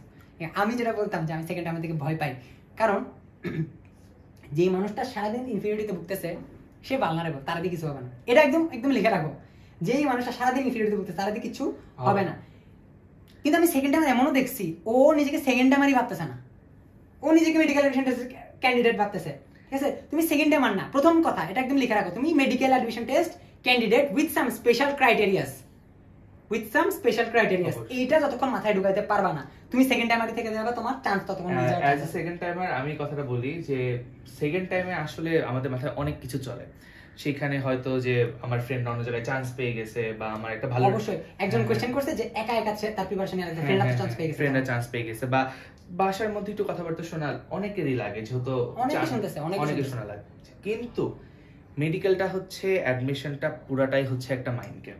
এই যে আমি নিজেকে, আমি যখন একটা সেকেন্ড টাইমার ছিলাম, আমার আসলে আমি যে বলবো যে আমার কখনো ইনফিরিয়র ফিল হতো না এরকম না, আমার খুবই ইনফিরিয়র ফিল হতো। কিন্তু সেই জিনিসটা থেকে, সেই মাইন্ড সেটআপটা থেকে আমি নিজেকে ডাইভার্ট করে নিয়ে যেতাম। আমি ভাবতাম যে আসলে এই যে উইথ সাম ক্রাইটেরিয়াস হয়তো আমার কিছু মার্কস কাটা যাবে, কিন্তু ও একটা মেডিকেল অ্যাসপিরেন্ট দিবে, ও একটা সেম এক্সাম দিবে, সেম কোশ্চেনে এক্সাম দিবে, আমিও একটা সেম কোশ্চেনে এক্সাম দেবো। এরকম না যে ফার্স্ট টাইমারদের জন্য কোশ্চেন আলাদা হবে, সেকেন্ড টাইমারদের জন্য কোশ্চেন আলাদা হবে, সেকেন্ড টাইমারদের জন্য কঠিন কোশ্চেন হবে, বা ফার্স্ট টাইমারদের জন্য খুব ইজি কোশ্চেন হবে যেহেতু ওরা টাইম কম পাইছে। এখন একটা জিনিস ধরো, তোমার টার্গেট হচ্ছে 73 পাওয়া, মানে কাটমার্ক ধরো কাছাকাছি 73-70 এরকম কাটমার্ক যদি তোমার টার্গেট হয়, তাহলে তোমার চান্স মিস যাওয়ার চান্স আছে। তাহলে তুমি ওই যে ইনফিরিয়রিটিতে ভুগতেছো ভুগো, তোমার টার্গেট একটু বড় হওয়া লাগবে। ওই যে ড্রিম বিগ। এখন ওই যে বললাম না, যে টার্গেট নিয়ে রাখছে যে তার হচ্ছে কি আম গাছে ঢিল পাড়া লাগবে, তার ঢিলটা আরো নিচে পড়তে পারে। যে চিন্তা করছে যে আকাশে একটা ঢিল মারবে, তার ওটা ডিরেক্ট আম বরাবর করতে পারে। সো এটা হচ্ছে কি কথা, মাইন্ডসেট অনেক বড়। এই যে কথাবার্তা সবই মাইন্ডসেট নিয়ে। তুমি এই যে কাজটা করতেছো সেটা হচ্ছে মানে নিজেকে অনেক বেশি ইনফিরিয়র ফিল করতেছো। অ্যাকচুয়ালি দ্য থিং ইজ তুমি একজন মেডিকেল অ্যাডমিশন ক্যান্ডিডেট, ও একজন মেডিকেল অ্যাডমিশন ক্যান্ডিডেট। এই জিনিসটা মাথা থেকে সরাও, তাহলে দেখবা যে এত গাইডলাইন ভিডিও, এত উপদেশ কিছু নিয়ে লাগতেছে না, সুন্দর মতো প্রিপারেশন নিতে পারতেছো। আমি যখন প্রিপারেশন নিচ্ছিলাম তখন আমি সবসময় ভাবতাম আমি মেডিকেল অ্যাডমিশনে ফার্স্ট হব, কিন্তু আমি কিন্তু এইচএসসিতে বা কলেজে এরকম আমি ছিলাম না যে আমি কখনো একদম পুরো কলেজের মধ্যে ফার্স্ট বয় ছিলাম। কিন্তু আমার ওই প্ল্যানটা ছিল যে আমি ফার্স্ট হই কিভাবে মেডিকেল অ্যাডমিশনের ক্ষেত্রে আমি সেইভাবে পড়বো। হয়তো আমি ফার্স্ট হতে পারি নাই, কিন্তু আশেপাশে আলহামদুলিল্লাহ একটা ভালো মেডিকেল আমি ভালো পজিশন নিয়ে চান্স পাইছি। এটাই হচ্ছে কথা, তুমি যখন ড্রিম বিগ, তোমার বড় ড্রিম হবে, তখন তুমি সেটা ছুঁতে না পারলেও সেটার কাছাকাছি অ্যাটলিস্ট তুমি যাবে। এক্স্যাক্টলি। তারপর তোমার আদার্স প্রোগ্রেশন দেখে ফার্স্ট টাইম আমরা কি করতেছে না করতেছে এটা তোমার কি যায় আসে। হ্যাঁ, তারপরে ধরো এই কাজটা করতে গিয়ে আমরা কি করি, ফ্লো হারাই ফেলি। এই যে প্রথমে আমি এখন গাইডলাইন দিতেছি তোমাদেরকে, এরপর তুমি খুব সুন্দর মতো গেলা, একটু পরে আবার মাথায় আসতে পারে 2-3 দিন পরে, 2-3 সপ্তাহ পরে ফার্স্ট টাইম আমরা তো উড়ে ফেলতেছে পরে, ওরা তো মাথায় অনেক বেশি আগে আছে, ওটা তো মার্ক কাটা যাবে না, আবার তুমি ফ্লো হারিয়ে ফেলতে পারো। ঠিক আছে, একটা ফ্লোতে তুমি যদি থাকো, ধরে রাখো।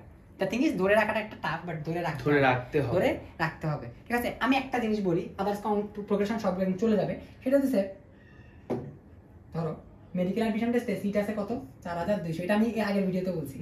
মেডিকেল অ্যাডমিশনে সিট আছে কত, এখন তো বেড়ে গেছে, এটা আগে আর কি। ধরো যে 5000 seat, let's say 5000 seat, 5000 seat. ঠিক আছে, আর পরীক্ষার্থী হইতেছে গিয়ে 1.5 লাখ। আচ্ছা ঠিক আছে, এখন এই জিনিসটা পুরোটাই ভুল। ঠিক আছে, পুরোটাই কেন ভুল, আমি এটা যে 1-1 থিওরি বলি, সেটা হচ্ছে সিট অ্যাকচুয়ালি একটাই আছে, সিট অ্যাকচুয়ালি একটাই আছে। এই একটা সিট না সেকেন্ড আমাদের, না ফার্স্ট আমাদের, কারণ এটা তোমার সিট। ঠিক আছে, এটার জন্য পার্টিসিপেন্টও একজন। ধরো সাদিত 82 পাইছে, তার জন্য কি আমি চান্স মিস করছি? কিংবা ধরো আমি 81.75 পাইছি, আমার জন্য কি সাদিত চান্স মিস করছে? ডেফিনেটলি না। দ্য থিং ইজ, ও যদি প্রিপারেশন একটু ল্যাকিংস থাকতো, ও চান্স মিস করতো। এই যে ধরো এখানে তুমি এই একটা সিট অ্যাচিভ করতে পারলা না, ওরকম প্রিপারেশন নিতে পারলা না, তখন আরেকজনের সেই সিটটা মেরে দিবে। ঠিক আছে, তখন একটা জিনিস ব্যাপার স্যাপার আছে, আরেকজন ভালো প্রিপারেশন আছে, সে চান্স মেরে দিবে। কিন্তু দ্য থিং ইজ, তোমার উপরে যতদূর ক্যাপাবিলিটি আছে, চান্স আছে। 4 মাস এনাফ না? এত কথাবার্তা আমরা বলতেছি, এগুলো মেনে চললে, এগুলো গাইডলাইন যদি তুমি ফলো করতে পারো, এই মেন্টালিটি নিজের ভিতরে একবার পুশ করে নাও যে তুমি সেকেন্ড টাইমার না, তুমি আর সবার মতো একজন medical admission test candidate, definitely তোমার এই একটা সিট ক্র্যাক করার জন্য যদ্দূর এফোর্ট দেওয়ার তুমি এফোর্ট দিতে পারবা। আমি কিন্তু বললে চান্স পাবা, আমি বলছি এফোর্ট দিতে পারবা। এফোর্ট দেওয়ার এটা একটা যোগ্যতা, এটা সবার থাকে না। অবশ্যই এইটা মানে এই কোটা ফ্যাক্টরিতে একটা কথা আছে, কোটা ফ্যাক্টরিতে বলে যে জিত কি তৈয়ারি কেসে করে, মানে জিত মানে জয় করার প্রস্তুতি কিভাবে নিব। তখন মানে জিতু ভাই একটা কথা বলছিল যে জিত কি তৈয়ারি নেই, তৈয়ারি হি জিত হয়। ইয়েস, প্রস্তুতিটাই হচ্ছে কি তোমার সাকসেস। এফোর্ট দেওয়াটাই সাকসেস। সবাই পারে না তো সেকেন্ড টাইমার হিসেবে ফার্স্ট টাইমারদের চেয়েও বেশি এফোর্ট কে দিতে পারে? সবাই পারে না। যারা পারে তারা এই যে ধরো সাদিক ভাইয়ের মতো চান্স পাইছে, কিন্তু যারা পায় নাই চান্স তারা ডেফিনেটলি থেমে থাকে না, এটা ডেফিনেটলি অন্য জায়গায় তার ক্যারিয়ার করতেছে হয়তো, ঠিক আছে। 2 বছর পরে যে ফ্রেন্ডটা তো চান্স না পেয়ে, ধরো তোর যে ফ্রেন্ডটা চান্স না পেয়ে অন্য পাবলিকে পড়তেছে বা হোয়াটএভার বাইরে চলে গেছে, সে থেকে তোর থেকে কম হ্যাপি না, আর হচ্ছে কিছু জিনিস দিক দিয়ে আমার চেয়ে বেশি definitely. So the thing is, একটা কথাই বলবো, এটা হচ্ছে যোগ্যতাটা অর্জন করো, অ্যাটলিস্ট যোগ্যতা, কারণ বাকিটা হচ্ছে সৃষ্টিকর্তার হাতে। তোমার চান্স দিবে কি দিবে না পরের হিসাব, বাট যোগ্যতা অর্জন করা সবার পক্ষে সম্ভব হয় না, তোমার পক্ষে সম্ভব কিনা এই ডিসকাশনগুলো আমরা আজকে করলাম। সাদিক, যদি কোনো লাস্ট কথা থেকে থাকে সেকেন্ড আমাদের জন্য। লাস্ট কথা হচ্ছে, আমি একজন পার্সন, তুমি যে ভিডিও দেখতেছো তুমি একাই একজন, তোমার সিট লাগবে একটা। সেই ক্ষেত্রে এই কে কি করছে, কার প্রিপারেশন কত বড়, বা কত মানুষ পরীক্ষা দিচ্ছে একসাথে, 1.5 লাখ হোক, 3 লাখ হোক, 10 লাখ হোক, কতগুলো সিট আছে, এটা তোমার মাথা ব্যথা না। তোমার মাথা ব্যথা হচ্ছে আমি একজন মানুষ, আমার সিট লাগবে একটা, সেটার জন্য আমার যা যা করা দরকার, যতটুকু এফোর্ট দেওয়া দরকার ততটুকু দিব। একজন সেকেন্ড টাইমার যখন হয় তখন অবশ্যই সে অনেক কিছু চিন্তা ভাবনা করেই মেডিকেল অ্যাডমিশনের জন্য একদম ডেডিকেটেড সেকেন্ড টাইমার হয়, এবং ডেডিকেশন ছাড়া আসলে সেকেন্ড টাইমার হওয়ার কোনো মানে নাই সেখানে। তো সেকেন্ড টাইমার যারা আছো, ডেডিকেশনটা অনেক ইম্পর্টেন্ট, অ্যান্ড তোমরা অবশ্যই সেই ডিটারমাইন্ড হয়েই প্রিপারেশনটা নিচ্ছ, তো সেইভাবে ডিটারমাইন্ড থাকো।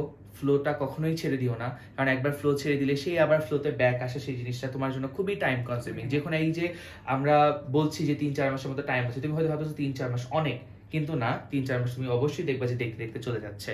তো এই ক্ষেত্রে ফ্লো হারাই ফেলে তার ফ্লো হারাই আবার ওই 2 মাস, হ্যাঁ 2 মাস হয়ে যাবে, প্রথমে যেটা বলছিলাম 2 মাস হয়ে যাবে। হ্যাঁ, তো প্রত্যেকটা টাইম অনেক ইম্পর্টেন্ট। হ্যাঁ, মাঝে মাঝে নিজেকে কিছু রিফ্রেশ দেওয়া যায়, সেটা আসলে নিজের ভালোর জন্য। সেটা তুমি ভাবতেছো যে টাইম ওয়েস্ট যাচ্ছে, না, সেটা তোমার পড়াটাকে আরো ফার্দার এফেক্টিভ করার জন্য হবে। তো ডিটারমাইন যারা আছো, আর নিজেকে একটু সময় দাও, এফোর্ট গুলার দিকে চিন্তা ভাবনা করো, আদার যে চিন্তা ভাবনা গুলো আসে সেগুলো একটু দূরে সরাই দাও, সেগুলা সৃষ্টিকর্তার সাথে, হ্যাঁ, আর সৃষ্টিকর্তাকে নিজের যতটুকু কাছে নেওয়া যায় ততটুকু নেওয়ার চেষ্টা করো। Yes, so best of luck, thank you everyone.